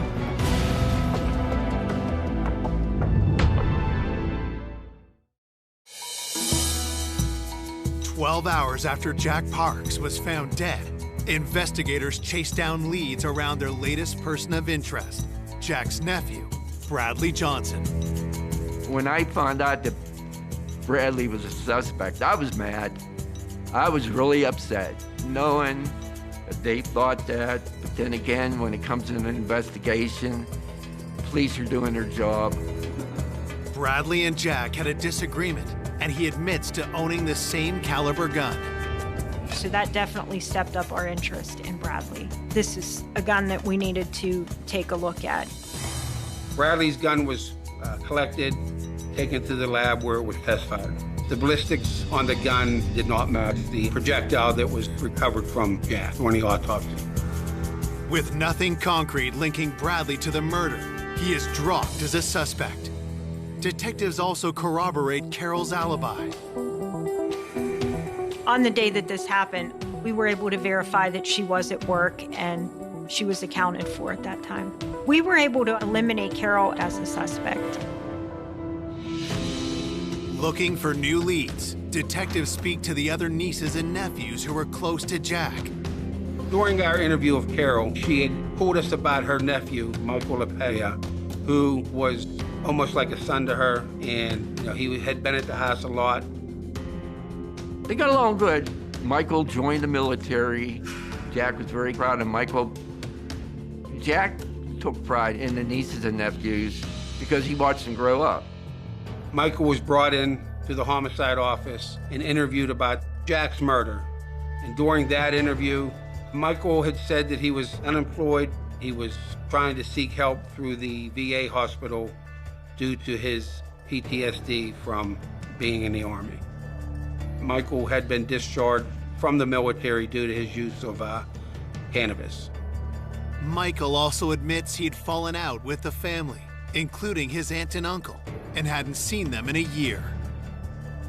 He specifically denied being over near the victim's house, and he made reference to them being estranged.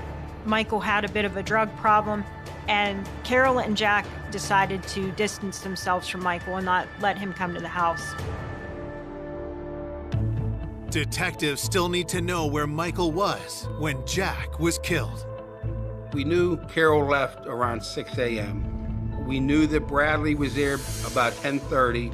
We knew Carol found him around 3 o'clock. So there's a window of opportunity of about 4 hours.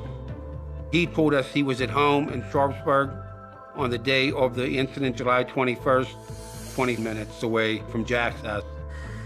He said that his girlfriend had kind of unexpectedly taken the day off and they spent the day together. Nothing out of the ordinary. He gave us some landmarks on our timeline that we could check out. Michael and his girlfriend Melanie had gone and done some shopping in the town that they lived in. He said that he had had a doctor's appointment at the VA hospital later that afternoon. These were things at businesses and locations that we could check from doing surveillance video or getting sales transactions. Michael's girlfriend Melanie did corroborate his activities, and she stated they had spent the day together. It was determined that his alibi had checked out. A day into the investigation, with Jack's closest circle cleared, investigators escalate the search for the missing jewelry. We were physically going to many pawn shops to try to see if anybody had sold this jewelry. We didn't get any traction with that. That's when we started doing a canvass of the neighborhood. When we were doing our neighborhood canvass, so many people had mentioned near their house there's a meat factory, and they had concerns about the employees. We had heard things like they hire people with records, they hire criminals. From talking to Carol, she said they have a straight view into Carol and Jack's home, and Jack had mentioned sometimes he would let people use his phone or use the bathroom when they were on their break, and it upset her. In a case like this, you may see, hey, look at this guy, he got some gold on. It's a crime of opportunity. We knew that they got their morning break right around the time when people stopped hearing from Jack, so we definitely wanted to look into that and see what the consensus was over there. I think we did like almost 40 interviews of all the employees to see who they were. One worker in particular piques police interest. Ronald Levins was a name that came up from multiple employees in the context of people who had gone over to Jack's. This may be the person that Carol was aware that had come over there. Ronald Levins was somebody who had had a criminal history of petty theft and assault, so he was on our radar for sure. Investigators work quickly to bring Ronald in for an interview. Ronald indicated that he had known Jack and they were actually friendly, and that's why he was allowed to come into the house when Carol wasn't home. Carol said she would get upset with Jack. She would say, Jack, don't just let anyone in our house. You can't do that. And he would just, kind of shrug it off. But she just didn't want people coming into the house that she didn't know. Investigators ask Ronald point blank if he had anything to do with Jack's murder. He said he had no involvement in Jack's death. The day that Jack was killed, Ronald didn't come to work. He had actually taken scheduled vacation for Friday and Monday. Ronald Blevins' alibi checked out, and we were able to eliminate him as a suspect in this case. Desperate for a new lead, investigators look for similarities with other robberies in the area. After Jack's murder, we talked to the local authorities, and during that, we learned of several burglaries, one of which an older lady was burglarized, and about $5,000 worth of quarters were taken. Jack's killer had stolen his coins as well as jewelry. Is this the same person? And could they strike again? The neighbors were very afraid. We still have a killer out there. It was a whodunit.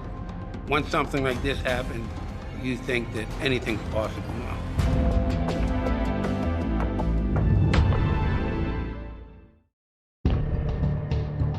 Police investigating the cold-blooded shooting of Jack Parks suspect his murder could be linked to another recent robbery in the neighborhood. We learned that during that burglary, there were some items similar to what Jack had that were taken, and it was a burglary that happened during the day, which is the timeline we were looking at in this particular incident. Oftentimes in our investigations, we see that residential burglaries are done during the day in bedroom communities where the chance of the people inside the home being at work are better, and that way they can go in and they can take what they need without fear of being caught. With Jack being retired and home all day, had he caught the burglar red-handed and paid the ultimate price? The neighboring police department already has a suspect in custody. Vernon Zielinski was identified as a possible suspect in this case. He had been recently arrested. The items that Vernon was accused of taking were coins, while Jack had coins that were missing. So Vernon Zielinski was tracked down and he was interviewed. We really just wanted to do an interview and determine what connection, if any, he had to Jack. During the interview, he said that he had been arrested for the burglary, but that burglary was at an old employer's house.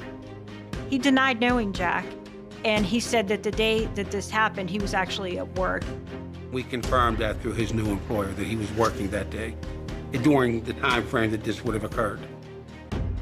Vernon was somebody we were absolutely able to rule out of being directly involved. At that stage in the investigation, we had no idea who might have done this and why. 48 hours after Jack's murder, with no arrests in the case, fear is growing in Kennedy Township. Everyone was concerned that how in broad daylight can someone walk into a house, kill somebody, and walk out without even being seen. The hardest thing to comprehend was the murder. It was point-blank assassination. Stone-cold killing. You never expect anything like this. I know I didn't.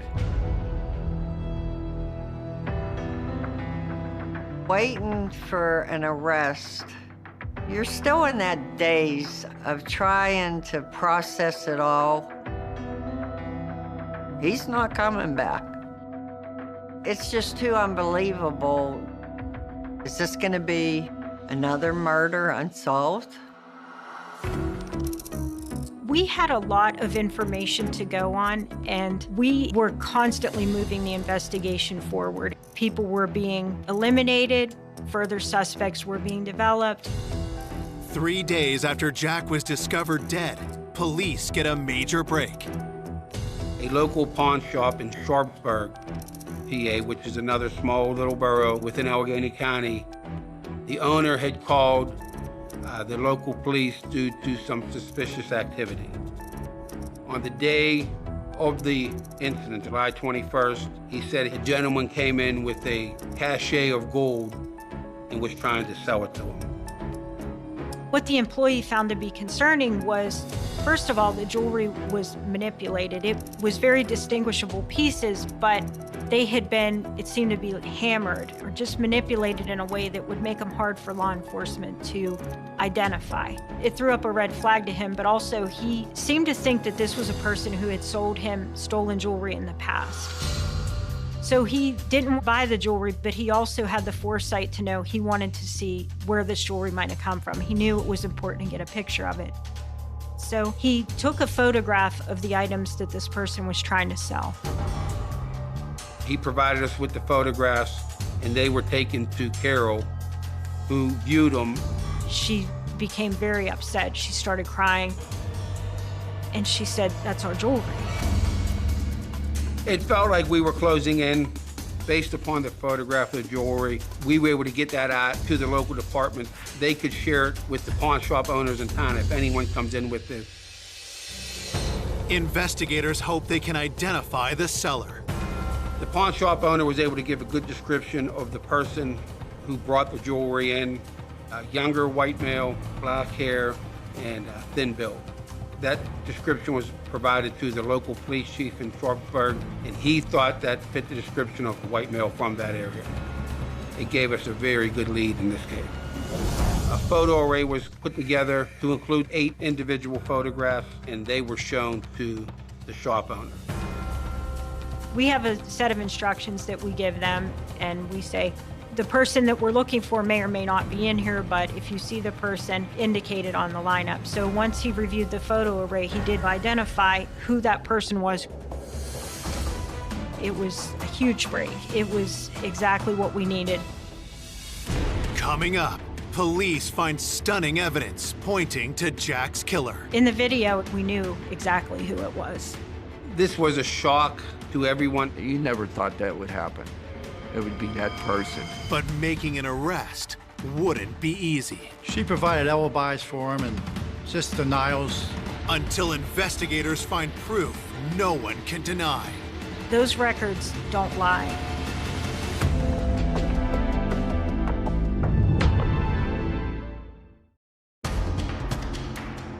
Detectives have just identified the man who tried to pawn murder victim Jack Park's jewelry. His name? Brian Gibbons. He's been a known thief to the local police department. We went after that lead strong.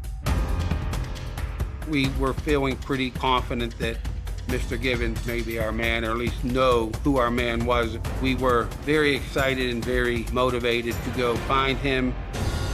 Brian has a long history of petty crimes, but investigators need to determine if he's a killer. 4 days after the murder, they get a warrant to search his home. Specifically, we were looking for any of the very distinguishing items that Jack Parks had. Unfortunately, we didn't find any of the victim's jewelry in the house, but we did find some items that did turn out to be stolen from someone else. Based upon the search at Mr. Gibbons' residence, we were able to arrest him and have him sent to the county jail. Investigators question Brian about Jack's missing jewelry. He said that he didn't have anything to do with it. At that point, we were trying to determine if perhaps he'd been given some jewelry to sell, that maybe he didn't know its origin and he went to go sell it. We really just wanted to see if we could come up with any connection to rule him either in or out on the homicide of Jack Parks. Brian tells detectives he doesn't know the victim and has never been to his home. He said he had no connection to Jack at all. He denied having any knowledge of the Jack Parks homicide. We asked, well, what's your alibi? And he goes, I was arrested for entering an abandoned house that day. And that was confirmed. Brian was not the killer. He had a solid alibi. It was clear that he was not the same individual who had come in to the store on that Monday that tried to sell the jewelry. The pawn shop owner mistakenly identified the wrong person. The investigation kept hitting dead end after dead end. We thought we had it, but then once we eliminated him, we took a pause. We just stepped back a minute, not start all over, but then keep everything else in perspective. While detectives hunt for new leads, Jack's loved ones struggle with their grief. Instead of looking forward to Jack's wedding, 5 days after his murder, they attend his funeral. When he told me he was going to get married, his brother and I would have stood up for him. I was proud because I was never a best man. And there I was, carrying his casket.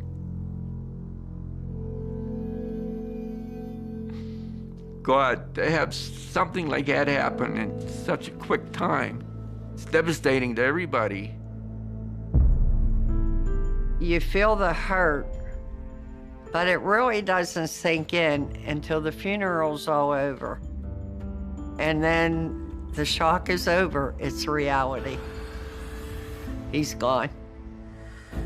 Fearing the case could go cold, a week after the murder, police step up the hunt for Jack's stolen jewelry, hoping the culprit is still attempting to sell it at a pawn shop. We all just sort of fanned out and we took particular geographical areas. We knew there was still a person that was out there trying to sell Jack's jewelry, and we had to just keep holding out hope that the pawn shop would take their identification, that they would keep good records. That's what kept us going, honestly.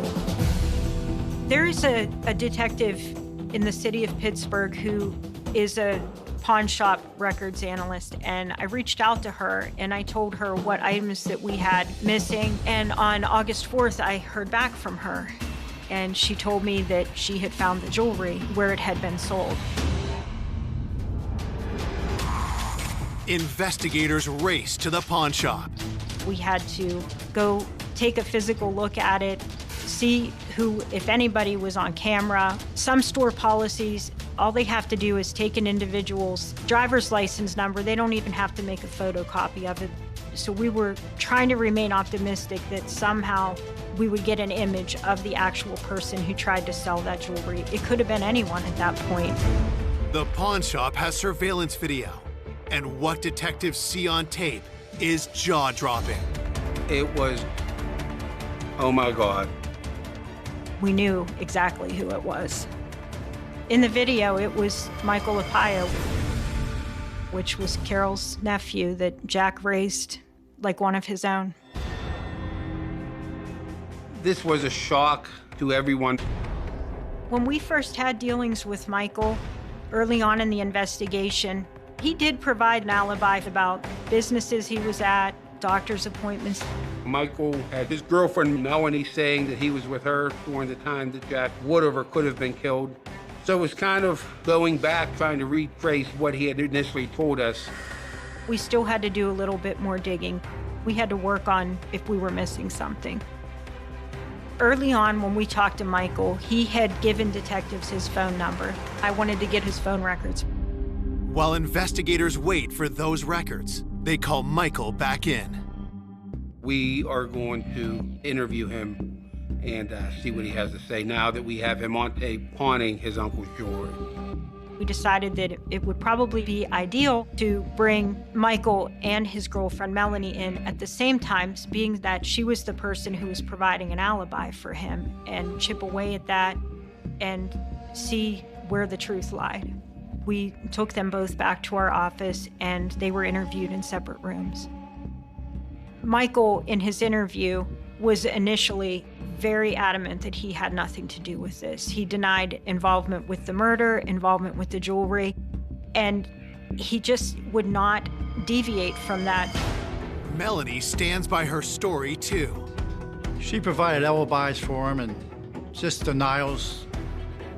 Melanie is pretty much telling us that he was with her during the time that Jack would have or could have been killed. She was just defensive and trying to argue with what we knew was not true. And that was that he had sold Jack's jewelry. We showed her a picture of the jewelry and she tried to say it was hers. And we knew that was a lie. With neither Michael nor Melanie cracking under the pressure, detectives need something to break the deadlock. When we got the information about the cell phone records, it was a huge break. We were very happy that it finally had come through. It was like everything came full circle.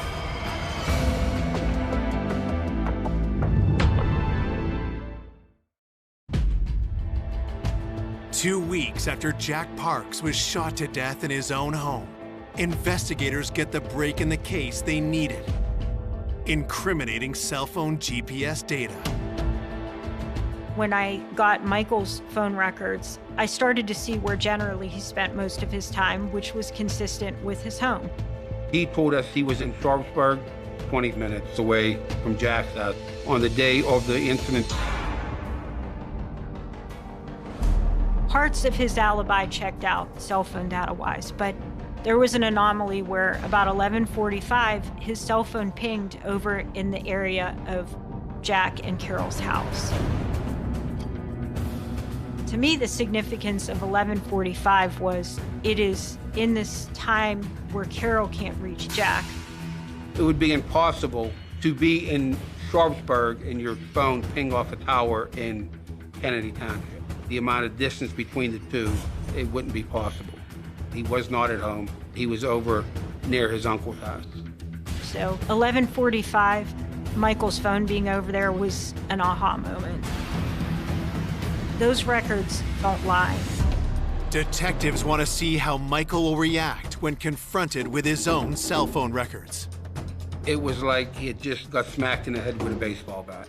He became very quiet, took a second, and he just let it all out.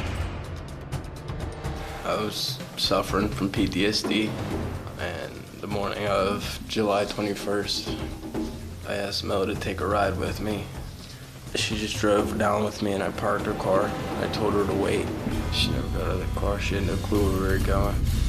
Michael's explanation of why he went to see Jack only raises more suspicion. About a year ago, I was accused of stealing jewelry, and I wanted to make amends. I wanted to fix it. I knocked on a door to apologize and talk. At that time, he became hostile, and he choked me and swung at me. His story changed to self-defense. He had 2 hands around my neck, and at that time, I felt my life was threatened, and I had a pistol, 380 on me. It went off. Reconciling that just wasn't possible. Jack was shot one time, right close to his ear. Basically, someone held a gun to his head and executed him. He fell to the floor, and I panicked. Ren grabbed jewelry, and I left. Michael tells detectives he sold the jewelry for $1,000. Even more shocking is what he spent the money on. You stated that that's one of the people you sometimes purchase narcotics from. Yes. I gave him about $600 to $700. In addition to that, several days later, what did he give you? He gave me heroin. Michael was following a path of substance abuse that was getting to be more addictive drugs, and his use was increasing. It wasn't recreational anymore. It was more the behavior of an addict. It was heartbreaking for us to know that someone who was almost like Jack's son, a very close family member, would do something like that in exchange for a couple of dollars to get high. I believe Michael went to that house to take jewelry. He knew Jack was there, and the only way he was going to get that jewelry is if Jack was dead. He walked up to the house, and as soon as Jack met him at the door and turned his back to him, he shot him, and he fell, and he died instantly. On August 5th, 2014, Michael LaPaya is charged with first-degree murder. To say to Carol, we know who did this, it was hard, but the hardest answer that we had for her is when she said, Michael who? And he had the same last name as her, really. It was hard to tell her that, it's your nephew, and it just hit her, and she was very upset. You never thought that would happen. It would be that person.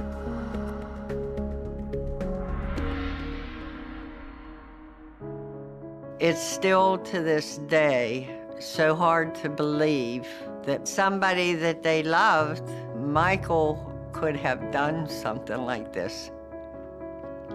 I mean, what he did, I can't describe. There's no words. At trial, Michael is found guilty. On December 9th, 2015, the 24-year-old is sentenced to life in prison. He took a loving, caring man and just executed him. There was no winners. We lost Jack. Who won? Nobody. I would never forgive him. Michael took away my best friend, my brother.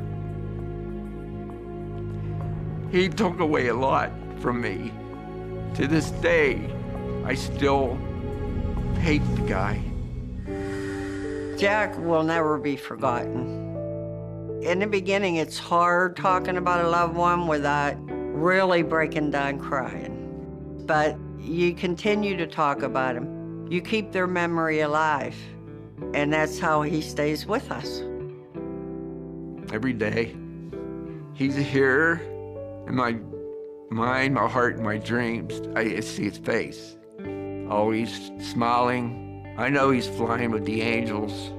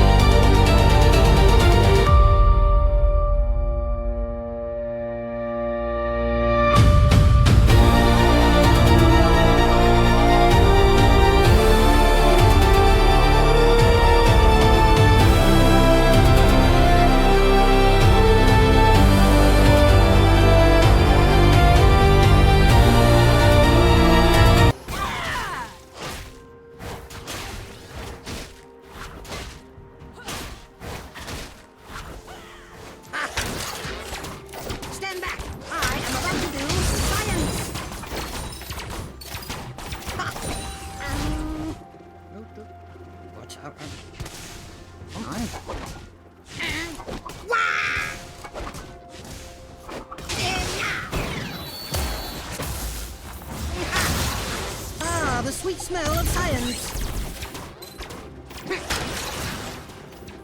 An enemy has been slain. An ally has been slain.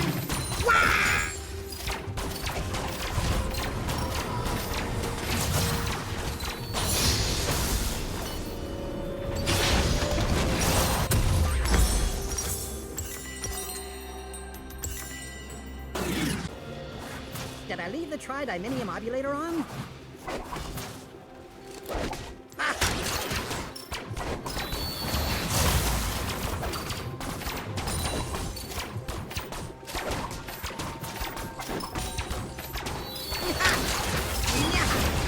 Brain over brawn.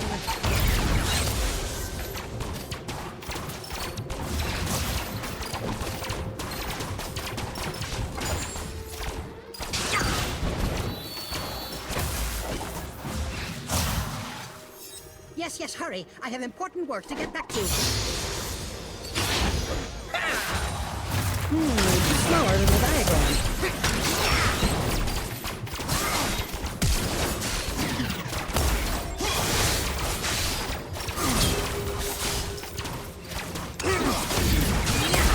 I realize you're the beast. First love.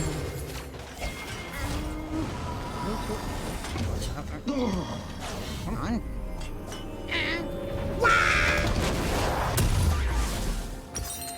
An enemy has been slain.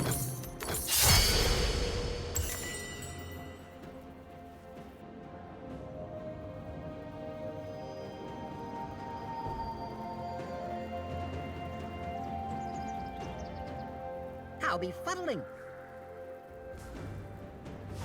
An enemy has been slain.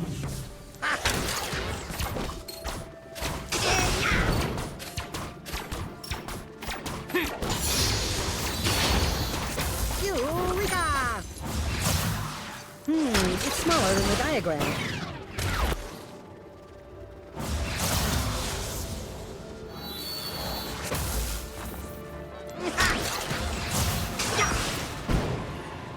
This calls for a prototype.